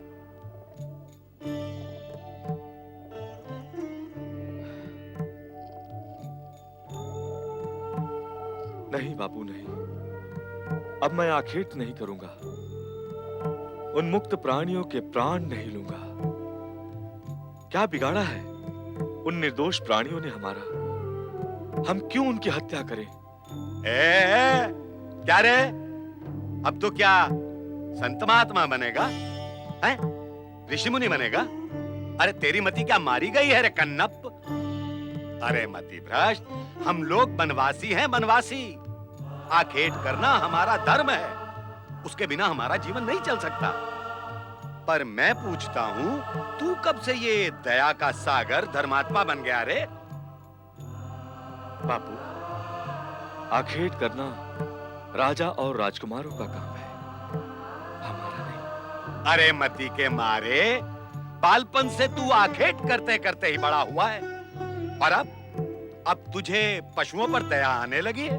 हाँ हाँ बापू, मैंने बालपन में आखेट किया है, पर उस आयु में बुद्धि कहाँ होती है भले बुरे, उचित अनुचित को समझने की। अच्छा अच्छा अच्छा, अब तू बड़ा हो गया है, भला बुरा समझने लगा है तू, हैं? हाँ, जब से भगवान भोलेनाथ के साक्षात दर्शन हुए हैं, तब से मुझे अपनी भूल समझ में आ गई है। इसलिए मैंने निर्णय लिया है कि अब मैं कभी भी आखेट नहीं करूंगा। मैं निर्दोष पशुओं की हत्या नहीं करूंगा। अरे नहीं करेगा तो तू क्या घास पत्तियां खाकर पेट भरेगा, हैं? अरे पशुओं को नहीं खाएगा तो क्या पशुओं का खाना घास पत्ती खाएगा? तो क्या हुआ, जगत के अधिकतर प्राणी जो बुद्धिमान हैं, वो घास पत्ती खाकर ही पेट भरते हैं, तो फिर मैं क्यों नहीं खा सकता घास पत्ती? पिता की बात को टुकराने वाले कपूत, जा निकल जा यहाँ से। आज से तेरा मेरा कोई नाता नहीं, कोई लेना देना नहीं, जा चला जा। मैं समझ लूंगा कि किसी नरभक्षी बाघ ने तुझे अपना आहार बना लिया। बापू, तुमने जीवन भर निर्दोष पशुओं की हत्या करके घोर पाप किए हैं। पता नहीं उसका दुष्परिणाम और फल तुम्हें कितने जन्मों तक भोगना पड़े, पर अब भी समय है। ये मार काट और हत्या का अनुचित कार्य त्याग कर तुम भगवान भोलेनाथ की शरण में आ जाओ। वो तुम्हारे सारे पाप मिटा देंगे, वो तुम्हें क्षमा कर देंगे, सद्बुद्धि देंगे, तुम्हें सन्मार्ग पर चलने की प्रेरणा देंगे। नहीं, मतलब मेरे सामने उस भगवान का नाम जो पिता पुत्र में भेद और वाद विवाद करवा देता है। जा निकल जा यहाँ से, मैंने कहा ना, निकल यहाँ से। भोलेनाथ, ओम नमः शिवाय, ओम नमः शिवाय, ओम नमः शिवाय।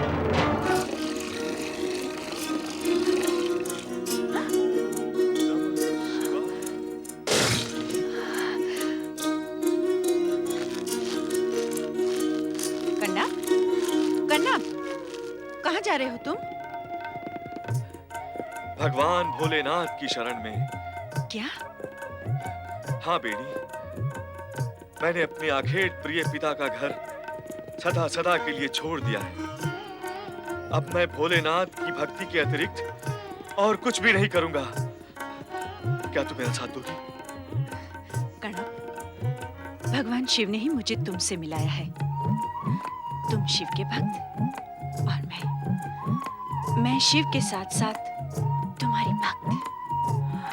इसलिए अब मैं तुम्हारा साथ कभी नहीं छोड़ूंगी। तुम मेरे साथ मेरे घर चलो। मेरे बापू तुम्हें अवश्य आसरा देंगे। हाँ, मैं तुम्हारे बापू के आश्रित रहने के लिए तुम्हारे साथ चलूं? नहीं नहीं कर्णप, आश्रित रहने के लिए नहीं, मुझे सदा के लिए प्राप्त करने के लिए। जब तुम मेरे साथ मेरे घर चलोगे तो बापू अवश्य ही हम दोनों की गांठ बांध देंगे और हम सदा के लिए एक दूसरे के हो जाएंगे। आओ कर्णप, चलें। कहाँ गई, पता करने गई, क्यों गई, क्या करने गई, कब गई मुझे भी नहीं पता, पर आएगी तो।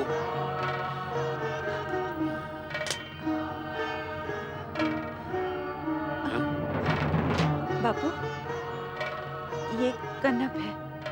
हाँ हाँ, ये कन्नप है और तू बैणी है, मैं जानता हूँ। जो जानता हूँ वो मत बता, जो नहीं जानता वो बता। कहाँ गई थी तू, हैं? बाबू, बाबू कनप, कनप क्या? कन्नप कन्नप क्या लगा रखा है तूने? तुझे किसने कहा था इसके साथ आने जाने के लिए, मेल जोल बढ़ाने के लिए? मैंने कहा था? नहीं ना, मैं कह भी नहीं सकता, क्योंकि मुझे ये कन्नप अच्छा नहीं लगता। इसका मुख देखने को मेरा मन ही नहीं करता।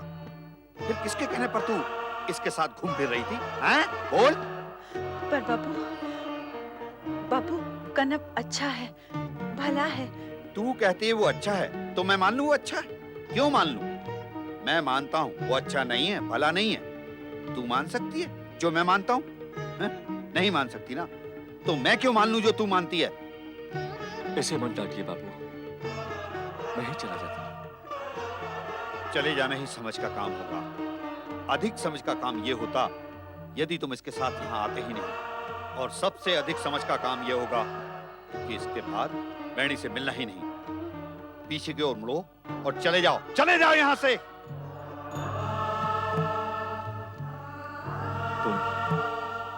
तुम मेरा साथ देने की बात करती थी ना बेटी, देख लिया ना, मेरा साथ देना किसी के वश में नहीं। अरे जब स्वयं मेरा पिता ही मेरा साथ देने के लिए तत्पर नहीं है, तो इस जगत में और कौन मेरा साथ देगा? हाँ, केवल भगवान भोलेनाथ ही मेरा साथ देंगे, और उनके अतिरिक्त और कोई मेरा साथ नहीं दे सकता। नहीं कनप, कोई नहीं दे सकता। रुक जाओ कनप, कनप रुक जाओ। ओम नमः शिवाय, ओम नमः शिवाय, ओम नमः शिवाय, ओम नमः शिवाय, ओम नमः शिवाय, ओम नमः शिवाय, ओम नमः शिवाय, ओम नमः शिवाय, ओम नमः शिवाय, ओम नमः शिवाय, ओम नमः शिवाय, ओम नमः शिवाय, ओम नमः शिवाय, ओम नमः शिवाय।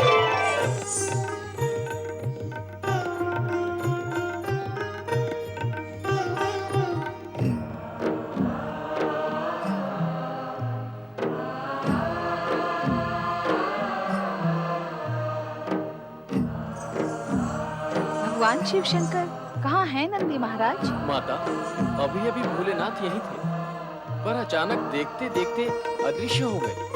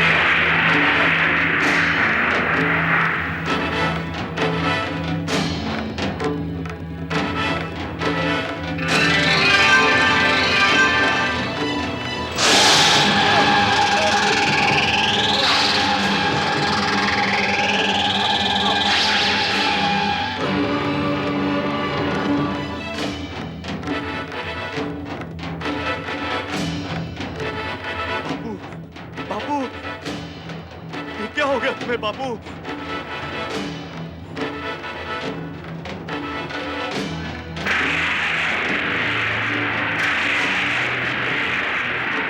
ये किसने किया? प्रभु भोलेनाथ, ये क्या हो गया आपको? किसने आहत किया आपकी आंख को? किसने किया ये क्या हो गया आपको भोलेनाथ? ये किसने किया? अब मैं क्या करूं?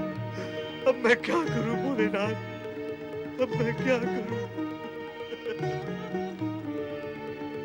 हे भोलेनाथ, यदि आपकी आंख को कुछ हो गया तो भक्तगण आपकी कृपा दृष्टि से हीन हो जाएंगे।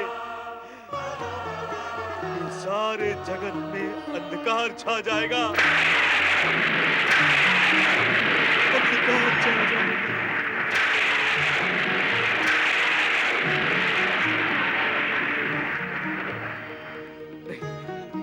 नहीं भोलेनाथ, मैं ऐसा नहीं होने दूंगा।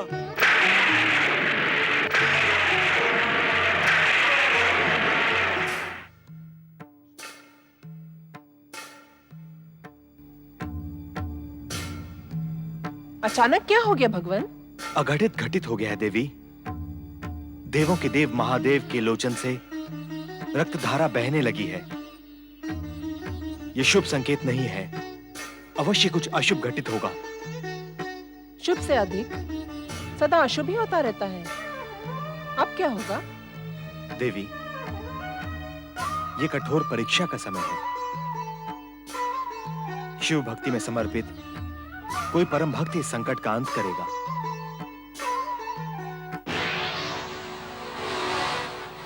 ओम नमः शिवाय। ओम नमः शिवाय।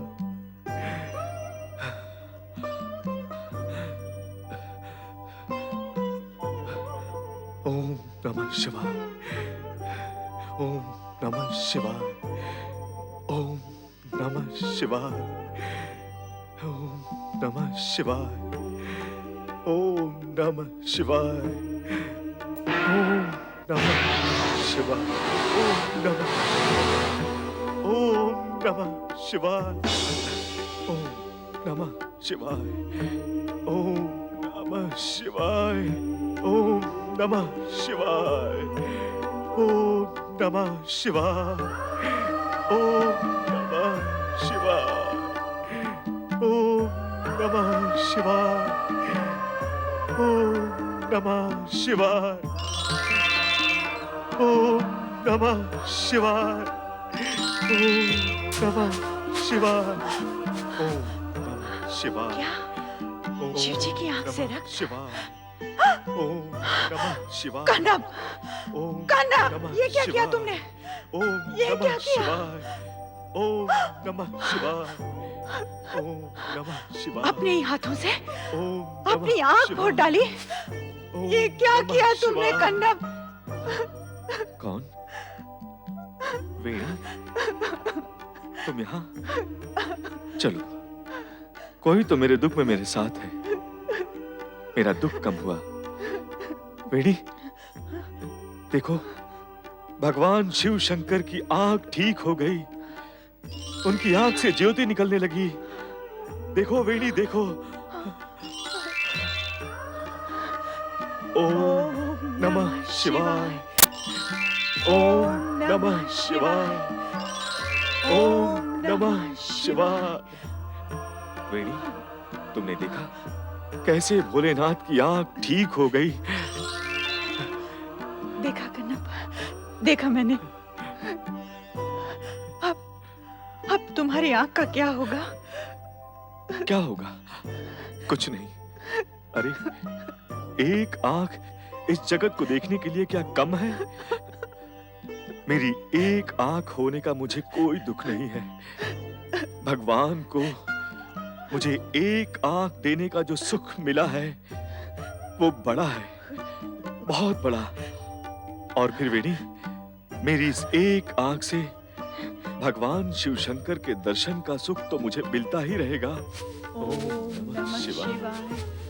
ओम नमः शिवाय। ओम नमः शिवाय। ओम। अरे कन्नप्पा, कैसे हुआ ये सब? क्या हो गया ये सब कन्नप्पा?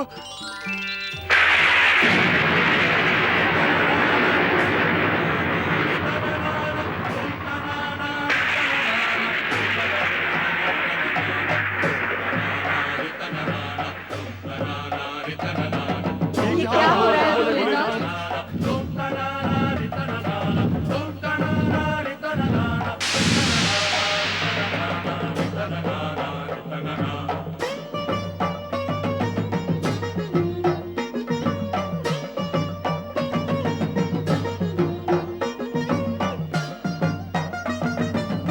महादेव, अचानक ये विस्फोट की ध्वनि कहाँ से आई?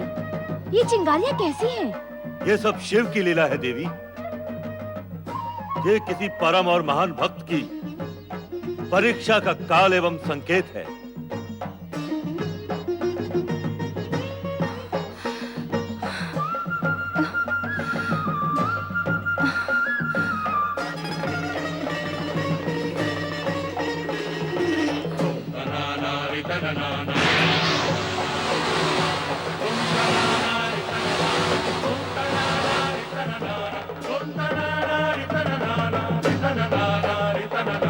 पुत्र गणेश, पुत्र गणेश, तुरंत आ जाओ, तुरंत कैलाश पर प्रकट हो।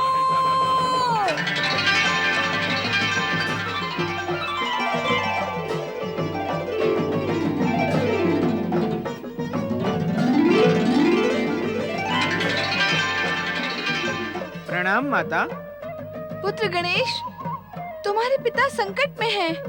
माता, ये तो केवल शिव लीलाएं हैं। आओ, चलो देखते हैं।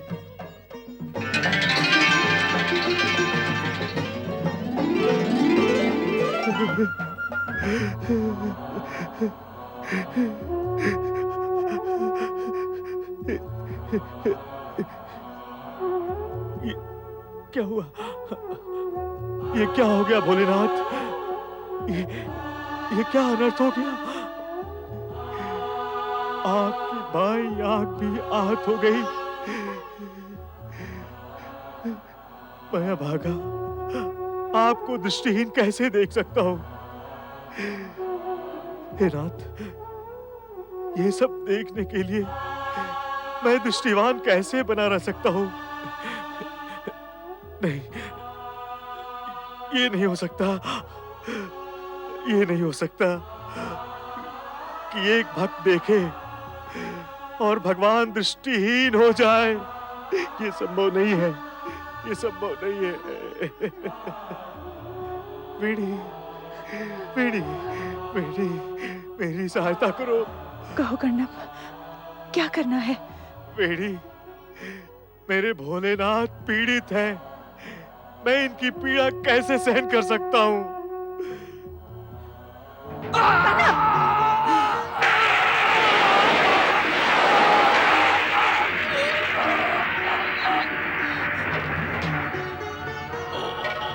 नमः शिवाय, ओम नमः शिवाय, ओम नमः शिवाय। वेणी, मुझे नेत्रहीन की सहायता करो वेणी। कर्णव, ये तुमने क्या किया कर्णव? क्या किया? कर्णव अपने भोलेनाथ के लिए कुछ भी कर सकता है और वेणी कर्णव के लिए सब कुछ कर सकती है। वेणी, ये मेरी बाईं आंख को भोलेनाथ को समर्पित करके उन्हें फिर से दृष्टिवान बना दो, बना दो। शीघ्र करो वेणी, शीघ्र करो। भोलेनाथ की वेदना का ये मूल कारण मैं हूँ। मैं पापी हूँ। शीघ्र करो। पार्वती परमेश्वराय नमो नमः। ओम नमः शिवाय, ओम नमः शिवाय,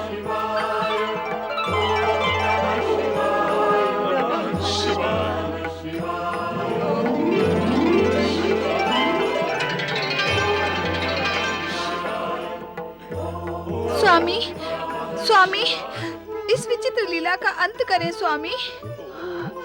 माता पार्वती,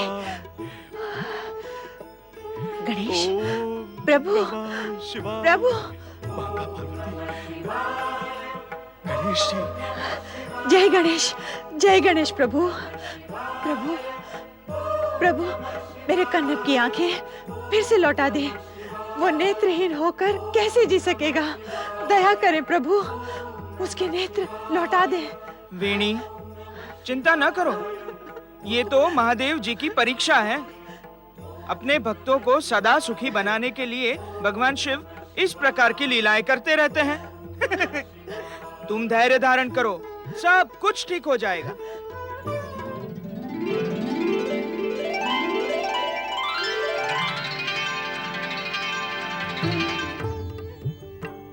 भोलेनाथ,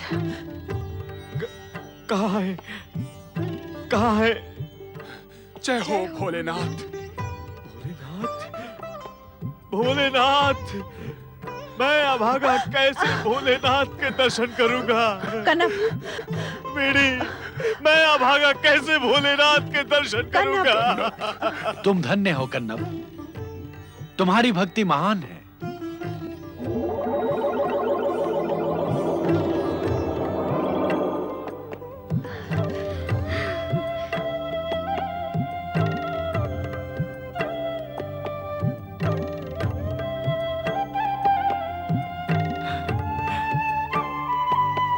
भगवान भोलेनाथ, प्रणाम। माता, माता पार्वती, प्रणाम। जय गणेश, जय गणेश। भोलेनाथ, प्रभु, भोलेनाथ, प्रभु। उठो कन्नप, उठो।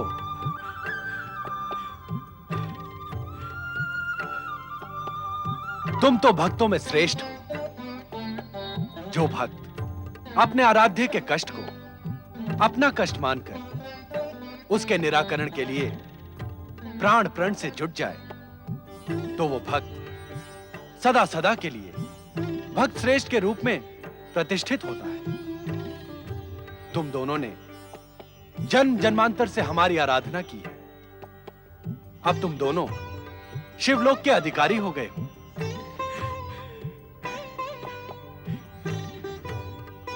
तुम हमारे अनन्य भक्त हो। आज से तुम शिवगणों में स्थान प्राप्त करोगे।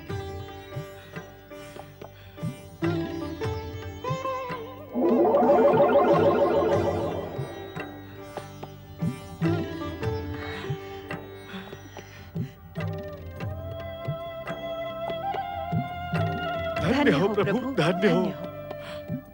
अहो भाग्य हमारे प्रभु। भगवान भोलेनाथ की जय। माता पार्वती की जय। पार्वती नंदन श्री गणेश की जय।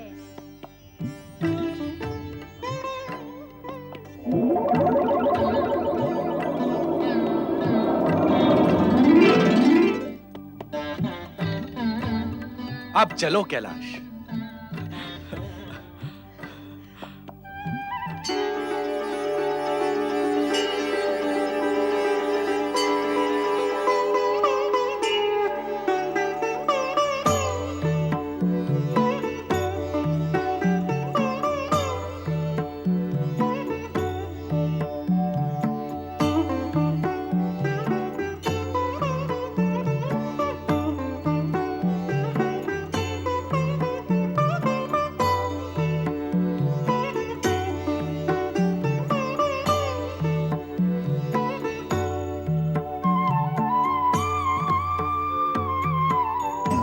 भगवान भोलेनाथ की जय। माता पार्वती की जय। शिव पार्वती नंदन श्री गणेश की जय। नंदी, आज्ञा करें प्रभु। आज्ञा नहीं, सूचना है। कहें देवाधिदेव महादेव।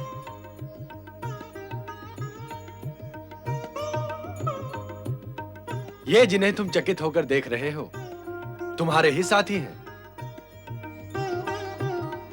इससे पहले तो हमने कभी नहीं देखा इनको प्रभु। इन्हें शिवधाम की प्राप्ति अभी हुई है, तो तुम इन्हें पहले कहां से देखते? ये कणप और वेणी है। पिछले अनेक जन्मों से दोनों साथ हैं और हर जन्म में इन्होंने शिव भक्ति का आदर्श प्रस्तुत किया है। इस जन्म में तो कणप भक्ति की पराकाष्ठा तक जा पहुंचा, इसलिए शिवधाम का अधिकारी बन गया है। ये दोनों शिवगण के रूप में शिवलोक में रहेंगे। इनका स्वागत करो नंदी। आए, आपका कैलाश पर स्वागत है।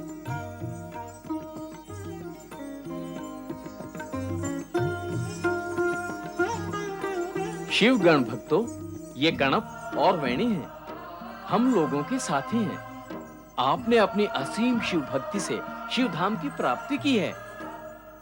कैलाश पर गणप और वेणी का स्वागत है।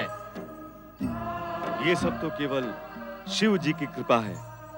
बोलो भगवान शिव शंकर की जय, भगवान भोलेनाथ की जय, माता पार्वती की जय, गणाधिपति श्री गणेश की जय।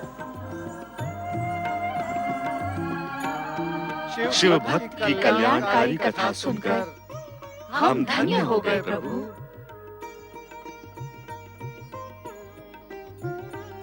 शिव भक्त कणप, आपने अपना नाम महान शिव भक्तों में अमर कर दिया। आप दोनों शिव भक्तों को नारद का सादर प्रणाम। आप हमारे पूज्य हैं देव ऋषि। आप हमारे प्रणाम के अधिकारी हैं। नारद, इन शिव भक्तों की कथा तुमने सुनी और यह भी जाना कि भक्ति के कारण भक्त कहां तक पहुंच सकता है। हाँ भगवान, इन दोनों शिव भक्तों की कथा से यह स्पष्ट हो गया कि उच्च स्थान प्राप्ति के लिए उच्च विचार और उच्च कर्म के साथ-साथ उच्च कोटि की शिव भक्ति भी अपेक्षित है। यदि तुम इस सत्य को स्वीकार करते हो तो नारद, अब यह तुम्हारा नैतिक कर्तव्य है कि तुम संपूर्ण जगत को यह संदेश दो कि सच्ची भक्ति से भक्त समस्त कष्टों का निवारण करके जन्म मरण के बंधनों से मुक्त हो जाता है। भगवान, नारद और करता भी क्या, सारा जीवन और समय प्राणियों को मुक्ति मार्ग का संदेश देने में ही व्यतीत हुआ है और भविष्य में भी यही क्रम चलता रहेगा। मैं तो चला आपका संदेश लेकर। नारायण नारायण।